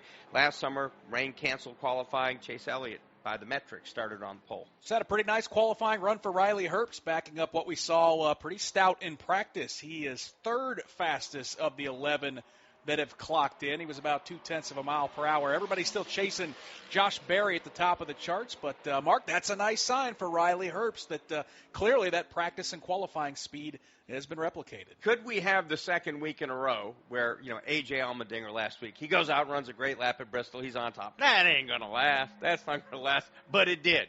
Josh Berry has run a very, very good lap at 29.354. The speed 129.754. Does that hold up, Pat Patterson? I don't know, but mentioning Riley Herbst made me think to myself, didn't we call a race where he won here in Xfinity Series? Wasn't this his first win that he got here at this racetrack? I think you're I right. can't remember, but I want to say that, because I remember that he gets around this place really, really good, and if it wasn't, he was really in the mix here. I'm not walking around with racing reference in my head, obviously. Well, why not, Pat? I know, right? It's just amazing that I haven't figured it out by now. But I know that was a good lap, and he'll be really happy with that, depending on, of course, how the rest of this goes. Pat, you think Shane Van Gisbergen's going to be happy with the lap that he just ran? Jumped a second quick, just nearly knocking Josh Berry off the top. Well, there's no doubt. It'll all be attributed to the fact he knows how to brake better than everybody else. That'll be what you'll hear after the fact. But that is a great lap for them. They should be proud of that. Let's go to pit lane. Heather DeBow. And Christopher Bell is our defending race winner here. Christopher, you've had a lot of success at New Hampshire Motor Speedway. Some may say you're the guy to beat this weekend. What are the keys to success at winning here at this track? Oh, man, there's a lot. And there's a lot of keys to every racetrack. But normally Joe Gibbs Racing brings really, really good race cars, and I would expect the same this week. So my Rheem Camry felt strong. There were definitely a couple competitors that had more pace than me, but my car felt like it was doing what it needed to do. So hopefully I can put a good lap down here, get inside the top 10, top 5, and see where we got tomorrow. If we could just talk tires real quick. You were able to do the test here in New Hampshire earlier this year. Was there any big takeaways that helped you guys today with your setup or anything? Man, the tires, they're so confusing. Those tests are so confusing as well. So at the test, we had a lot of tire deg, and the car really changed over the course of the run. And then we got here today, and it felt really consistent and much different than what we had at the tire test. So I don't think we know what to expect. Thank you for your time, and good luck in qualifying. New slang from Christopher Bell, deg, as in tire degradation. So if you hear anybody go like, yeah, I'm worried about the deg. It's an open wheel term, isn't it? We use that a lot on the IndyCar scene. I hear the Formula One folks talking about that as well. Yeah, I prefer tire wear. I think that's a little bit easier. How about the hometown boy, Ryan Preece? Yeah. Put a pretty good lap up there. I don't know if that's going to keep him in the top 10 or anything, but that's a pretty good lap for those guys, don't you think? Absolutely. 14 cars have now qualified. Again, in this first group, 18. Michael McDowell just laid down a pretty good lap, 29.424, 129.445 miles per hour. And things pretty tight at the top. Josh Berry, 29.354. So basically less than a tenth of a second separating the first and second place cars at this point. Yeah, 15 cars have qualified so far. Josh Berry the fastest. Of course, all those playoff drivers, we'll see them on the racetrack a little bit later. But so far, Josh Berry drawing the line in the sand with that lap at 129.754. Racing is such a crazy sport, right? I mean, they could not have been hammered by more bad luck than they saw in round one. Would it be kind of cool? Go through that, then you win the pole, or you go out and win the race at New Hampshire. Well, and I'm telling you, we're going to go to Las Vegas here in a few weeks, too, and he's going to be a contender. He's always been fast at that place. Hasn't mattered if it's been in an Xfinity car or in a Cup car where in the spring he got his very first win. So, yeah, some of these tracks may lend themselves to Josh Berry where he can put some of that bad luck behind him. I hope the Wood brothers with Team Penske took that car and just rolled it into the corner of the shop, put a car cover on it, and this week they'll just they'll just dust it a little bit and, make their adjustments and, go through their checklist. That was a really good race car. Again, he certainly put on a great performance. Kyle Busch is out on the racetrack. We watched Austin Dillon a few minutes ago get a pretty decent lap there for RCR at 128.325 miles an hour. Let's see what Kyle Busch has got for him as he exits the corner here off of turn number 4, comes back to the stripe. Where does he fall in line? Just in front of Austin Dillon in the 7th spot, 128.615 miles an hour. I don't know if he'll be overwhelmed with that. I keep waiting for the Kyle Busch breakout, right? They won 3 races at RCR with Kyle. And you just think, what's going on here? It's certainly at some point, he's one of the best drivers in history of NASCAR. And to see him now, I think it's 86 races since his last win. And you just look at that and you go like, oh, that's got to be a typo. John Hunter Nemechek down the back straightaway, of course, driving for that Legacy Motor Club team into turn number 3. He's had a nice last couple weeks of the season, a little high through turns 3 and 4. Going to try to carry that speed up off of the 4th corner. John Hunter, of course, the multi-generational driver across the start-finish line. He'll end up 11th fastest of the 18 that we've had qualify so far. So we'll take another break and come back to the Magic Mile. Whether your engine runs daily or only when you need it, Z-Max Micro Lubricant is the force you need against carbon buildup that can damage your engine. Combustion causes carbon and other harmful deposits to build up in your engine, fuel system, and transmission. And carbon is like sandpaper rubbing against your engine's internal parts. You don't want that. You want Z-Max Micro Lubricant. It soaks into metal and keeps your vehicle running at peak performance. Find out more at zmax.com or visit us on Facebook and Twitter. Protect your engine to the max with Z-Max. Hey folks, it's Doug Rice. Did you know you can take PRN with you anywhere? By downloading the PRN mobile app, you can listen to our live races just about any place on the planet, and you will not miss a second of the action. Plus, you can hear our shows like the fantastic editions of Fast Talk, plus Brett McMillan on the Pit Reporters and Mark Darrow with Garage Pass. Get all the latest racing information right at your fingertips with the PRN mobile app, available at the Apple App Store and on Google Play. 18 of the 36 drivers have made their qualifying attempt here at New Hampshire for the Mobile One 301 pole position. Currently our front row, Josh Berry, along with Shane Van Gisbergen. This is PRN, the Performance Racing Network. It's hard to believe in this day and age in the United States of America that children are hungry. Our time on this planet is short. We have to give back to those in need. Every child has a chance, no matter what obstacles they may encounter. Never have we been taxed more as a society to help kids the way we are right now. At Speedway Children's Charities, our mission is simple. Help every child we can. Because all children deserve joy and hope and love. I'm PRN's Doug Turnbull, co-host of the 5 to Go podcast, a weekly deep dive into 5 motorsports issues. Devin Kupka gives the Gen Z view. One thing that I've never seen before, when the cars got 4 wide, everybody stood up cheering. And championship-winning mechanic Dan Elliott leans on his decades in the garage and promoting. Unless everybody is aware of the rules, then no, it's not fair for everyone. Listen to the 5 to Go podcast on GoPRN.com and subscribe on Apple and Spotify.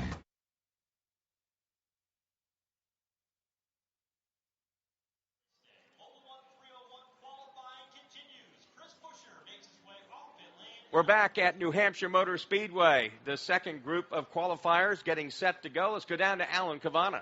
Well, I'm with the driver that everybody was looking at after that practice, especially after the long run. Really good out there after almost nearly 50 laps. What was it like? Yeah, I felt pretty decent about our car. I thought we fired off pretty well, and it hung on fairly decent as well. So just hope to keep up with the racetrack. You got to continue to work. But proud of the fire-off speed so far, and hopefully we can go and lay a lap down here and start good tomorrow. So we'll find out. Yeah, that's a tricky thing for Ryan Blaney fans. Good on the long run, but what's the key to one good lap to make it all worth it tomorrow with the track position? Yeah, it's tough, right? We go out and make 50 laps, and you're about to go have to run, over a second faster than where you ended, like a second and a half faster from your last lap on track, and you have 1 lap to do it. So that's the tough part is, okay, where's the limit? How far can I push, in this 1 lap, and don't mess it up, because you don't get another one. So, but that's the fun part of driving is always finding the limits, and hopefully we can have good short run speed for a Q lap, like our race car is. A lot of reasons to smile if you're Ryan Blaney, including he has a new pair of racing shoes. They are Jordan brand racing shoes. He got them from his buddy Michael Jordan. Said he's been bothering him for a long time to get him a pair. They are that bright Penske highlighter yellow. They look real good, guys. All right, great. Now, I don't know if Chris Buescher's smiling. Maybe a little grin for 5th fastest. He, of course, the last car to run here on the racetrack. And now Ty Gibbs is about to lay down his speed in qualifying here at New Hampshire Motor Speedway. Talked a lot here about Ty Gibbs, and again, a great run a week ago at Bristol. He is fifth fast at this moment and getting set to come out onto the racetrack. Carson Hocevar.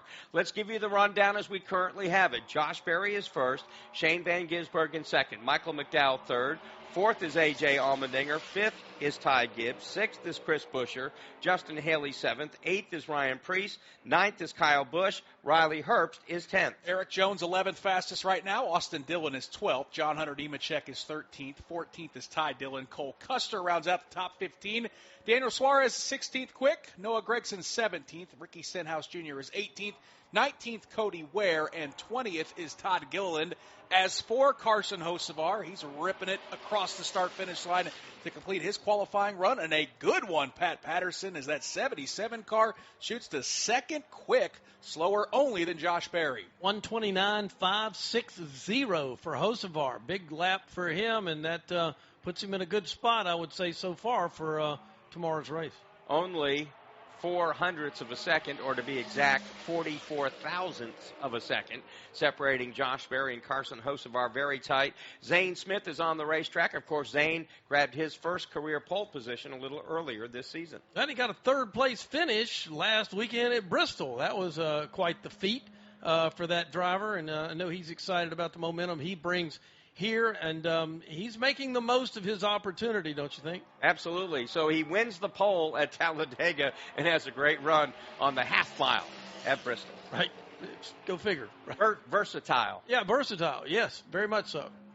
So on the racetrack now, we've got Alex Bowman, who had the heartbreak of, again, not making it out of round number one with that Ally Chevrolet team. They threw everything at it they could after they had, tough performances to open up the playoff in the opening round. First two races changed pit crews, changed a lot of people that Alex Bowman has worked with for a long time, because their problem, what happened on pit road for them in the first two playoff races, my goodness. It's got to be uncomfortable for everybody, driver and crew around, right, when your three teammates are all still competing for a championship and you're the odd man out. And the frustrating thing, Mark, I think for Alex Bowman was how good he had been throughout the summer, scored a lot of points. So we'll see if he can rebound here at New Hampshire.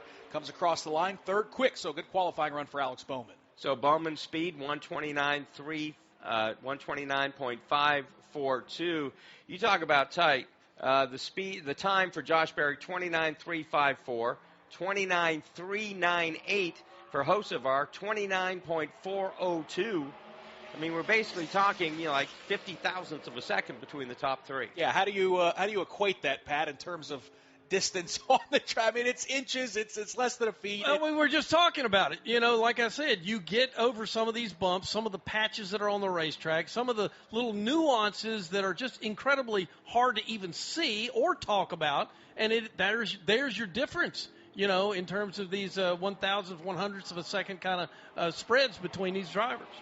Brad Keselowski now coming across the stripe. He is going to be ninth quick at 29.500. And Keselowski, his best qualifying so far this season, fifth at Iowa, and an average starting position of 20.4. That has been something that Brad has talked about. Like, we've got to improve that first. We've got to find a little more speed. Well, and how about the consistency from the Roush Fenway Keselowski cars? Buescher at a 29.4, Keselowski at a 29.5, Preece at a 29.6. They're all right there, 8th, 9th, and 12th. We'll see ultimately where it stacks up when we're done with qualifying, but that's kind of the story of their year, right? Just outside of playoff contention. Good, but not great. Let's see if you get a little Napa know-how here. It looks like that Chase Elliott just finished up his lap. Where did he go to? Elliott is 16th on the board right now. Not a great lap for the 9 car, I would say. Bubba Wallace on the racetrack right now too, guys. Bubba Wallace working his way down to the start-finish line. This is a guy I think can be dangerous in the playoff. They've really had a nice run as of late, and Bubba's confident. He talked about, back in the day when you run go-karts, right? And you'd show up the racetrack and you go like, oh, no, here comes this hauler in so-and-so go-kart, right? He said he got to be one of those guys.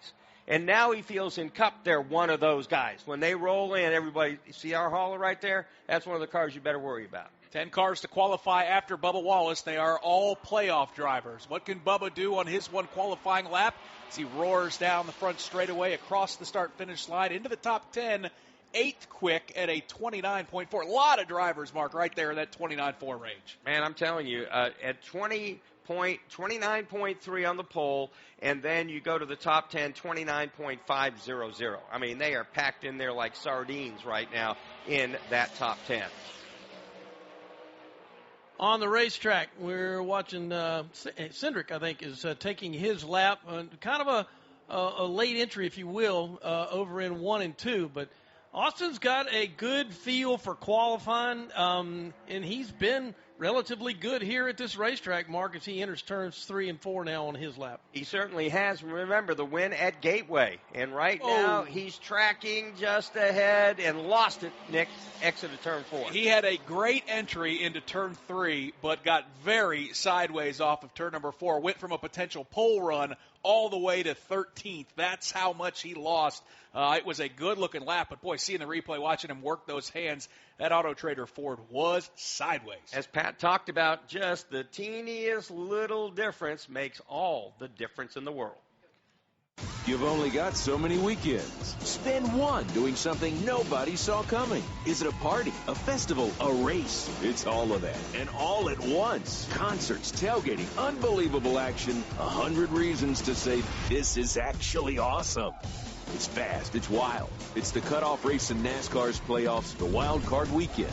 The Bank of America Roval 400, Sunday, October 5th. Get tickets at charlottemotorspeedway.com. At Hunt Brothers Pizza, you can choose from 10 toppings at no extra charge. In a hurry, call ahead to place your order or grab a hunk of pizza on the go. Find your nearest location at huntbrotherspizza.com and follow me, Joey Logano, all season long. By downloading the free PRN mobile app, you can listen to all of our live race broadcasts anywhere. You'll also have easy access to all of our award-winning studio shows. Get all the latest racing information at your fingertips with the PRN mobile app. Josh Berry, the fastest so far in qualifying, but the playoff drivers await. This is PRN, the Performance Racing Network.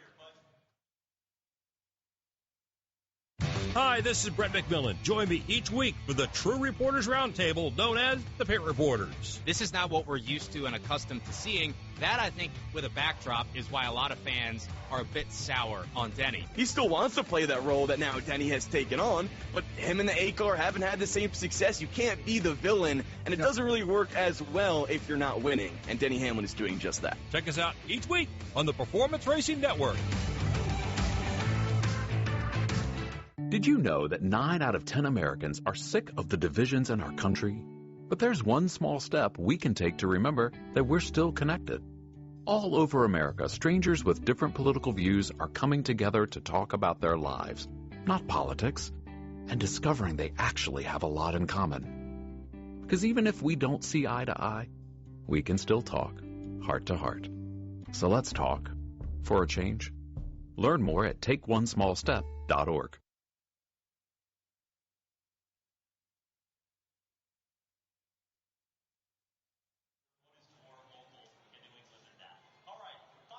Back at New Hampshire Motor Speedway, qualifying for the Mobile One 301 here in the NASCAR Cup Series. Josh Berry, the fastest so far, but Mark Garrow, 10 pretty good ones left to qualifying, including Kyle Larson, who is getting up to speed on the racetrack right now. Last 10 qualifiers, all playoff drivers. Josh Berry's going to have to sweat out the next 15, 20 minutes. After Larson, Denny Hamlin, Ross Chastain, Tyler Reddick, William Byron, Chase Briscoe, Joey Logano, Ryan Blaney, and Christopher Bell.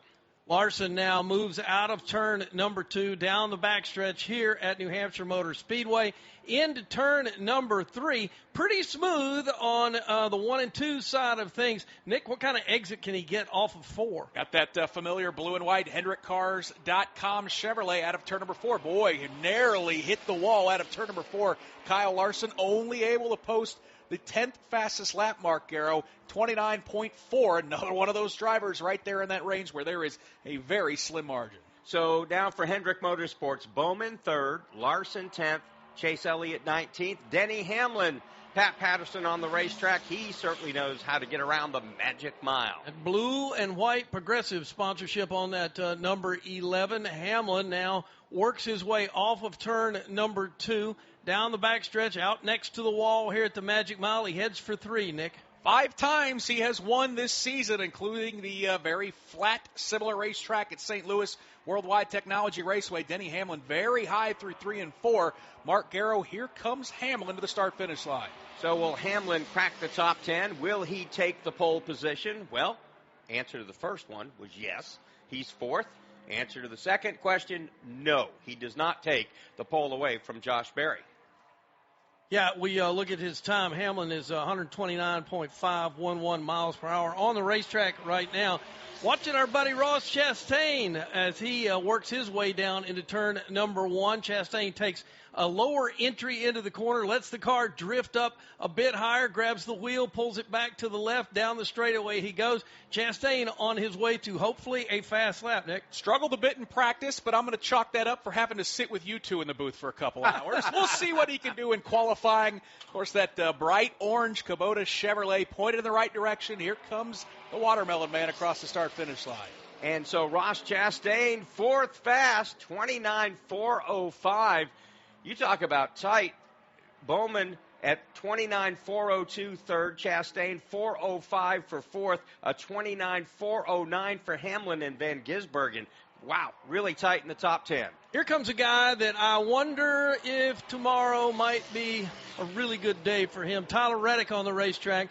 He's past the start-finish line on his hot lap, lets the car drift up in the middle of 1 and 2, tries to get back to that gas as fast as he can.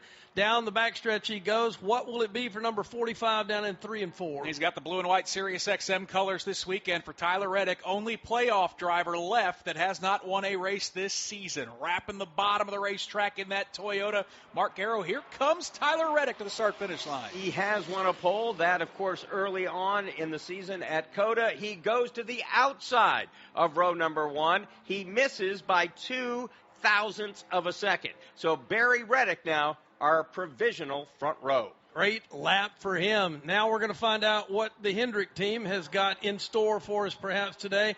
Here comes the number 24 as he works his way. William Byron down into turns 1 and 2. Again, a very similar entry.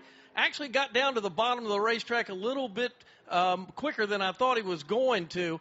Lets it wind back out. Down the backstretch he goes. We'll see what 24 can do in 3 and 4. Nearly caught the wall at the exit of turn number 2. Fastest in practice earlier today. William Byron tracking strong. Is it strong enough, Mark Garrow, out of turn 4 to take the pole from Josh Berry? Will he be or will he not be on the pole? Answer, Byron.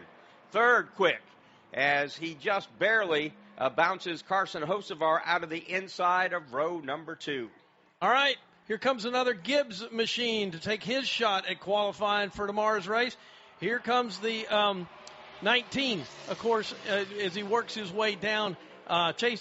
Chase Briscoe trying to work his way down into 1 and 2, I should say. Goes way high on the racetrack down in 1 and 2, but manages to get back to the gas pretty quick. We'll see if it transfers into a fast lap for him. 2 wins on the season. Got it done at Pocono and then a couple weeks ago at Darlington for Chase Briscoe. Wrapping the bottom of turns 3 and 4, trying to carry some speed. That car a little loose at the exit of turn number 4, Mark, as he heads to the start-finish line to complete his run. He flashes across the stripe. Going to be disappointed with that. 16th for Chase Briscoe. 29.511 on the racetrack now. Joey Logano, the bright yellow Shell Pennzoil Ford. 3-time champion. Going to try to get up here and see if he can find a spot into the top 5, maybe set fast time today here in New Hampshire. Down into 1 and 2 he drives, gets a nice entry into turn number 1, holds the car right about the middle lane or so now, out next to the wall as he heads down the backstretch. Of course, a lot of fans here in the Northeast for Joey Logano. This looks like a pretty good qualifying run based on the tracker, trying to get that car to rotate through turns 3 and 4.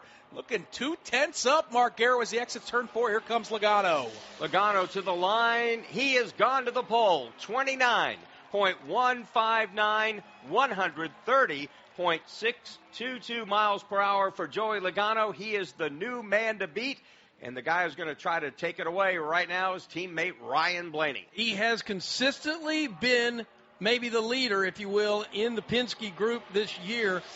We'll see what Blaney can do as he goes by the start-finish line now, entering into turns 1 and 2, smoothly in, lets the car drift up there to about the second lane, grabs the steering wheel and mashes the gas down the backstretch. He goes, Ryan Blaney. One of just 2 drivers left to qualify, Blaney and then Christopher Bell, for Joey Logano to have to sweat out. Here comes Blaney through turns 3 and 4, has the Menards colors this weekend, that Penske Ford pointed down the front straightaway. So Ryan Blaney trying to overtake teammate Joey Logano, doesn't quite do it. He is second quick at 29.329. So it's an all-team Penske front row right now here at New Hampshire Motor Speedway, and only one driver left to go, Christopher Bell, our defending winner of the Mobile One 301. He just now rolls off and will climb up onto the banking here at Loudon, New Hampshire. Works his way up through the gearbox as he tries to get himself in a good position to lay down a fast lap here. Everybody's talked about it for a long time. You got to go through Bell to get the trophy here in New Hampshire. Let's see how strong he's going to be as he works his way down here, looking for the green flag. Here comes the guy who could perhaps sit on the pole here today at New Hampshire, Christopher Bell. Down into turns 1 and 2, he takes his Toyota, lets the car drift up just a mite in the middle of 1 and 2. Back to the gas he goes. Will he be fast enough to get to pole position, Nick? Of course, the rules don't dictate it, but it just feels right that the defending winner is the last qualifier here at New Hampshire. Christopher Bell into turns 3 and 4. Black, white, red race car, Toyota, Joe Gibbs Racing, off of turn 4 for Christopher Bell. A little bit of a wiggle. Will that cost C. Bell? It does. He is only 19th quick. Joey Logano is on the pole for the Mobile One 301 here at New Hampshire Motor Speedway. It's his second pole of 2025, and believe it or not, the first here at New Hampshire Motor Speedway. That was a tremendous lap. I mean, that really was, and that is a major, major shot in the arm for Penske right now going into this second round here at New Hampshire. Let's go down to Alan Cavana. And I found Ryan Blaney again, had that good long-run speed. That short-run speed wasn't bad either. How about it? Yeah, not bad. I wish I had a cleaner lap, honestly. I kind of missed 1 and 2 a little bit, and I definitely got through 3 and 4 a little bit better, but not quite enough. But overall, what a good day by our team and all of Team Penske and the Wood brothers, having me and Joey on the front row, Josh P3, I think Austin's pretty close too. So really fast race cars and good place to start for tomorrow. All right, smiling Ryan Blaney and a formidable Penske team out there. Well, Joey Logano gets the pole position. We'll hear from him in just a few minutes. Ryan Blaney in the second spot. What about Josh Berry, Nick? That's a great lap, and we should have been believers when we saw him that quick. Yeah, other notable ones, Carson Hocevar with a great qualifying run in 6th. Shane Van Gisbergen qualifies inside the top 10, so pretty impressive. Let's go back to pit lane and Heather DeVoe.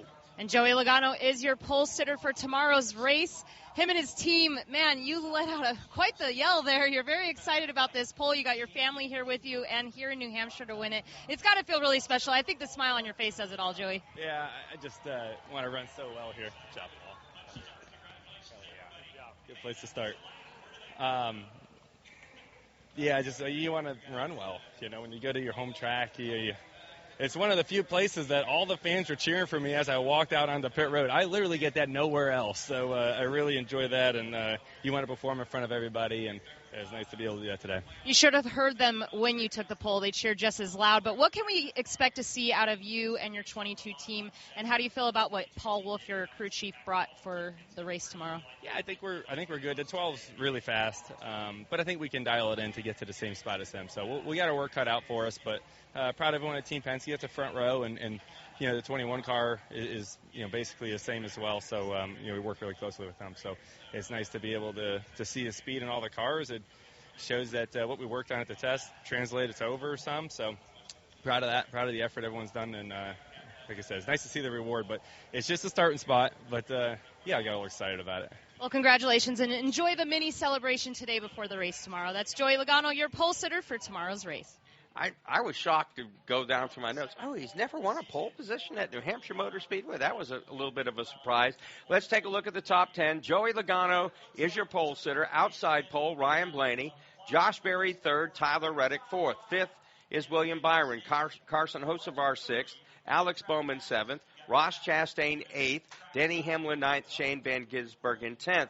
Looking at some of the rest of the drivers who are in the playoff, Kyle Larson qualified 16th. Chase Briscoe, 18th. Bell, 19th. Cindric, 22nd. And then you go down to Chase Elliott in 27th. That is way down the list for some of those playoff guys. And that, of course, is going to mean they don't get a great pit for some of these guys.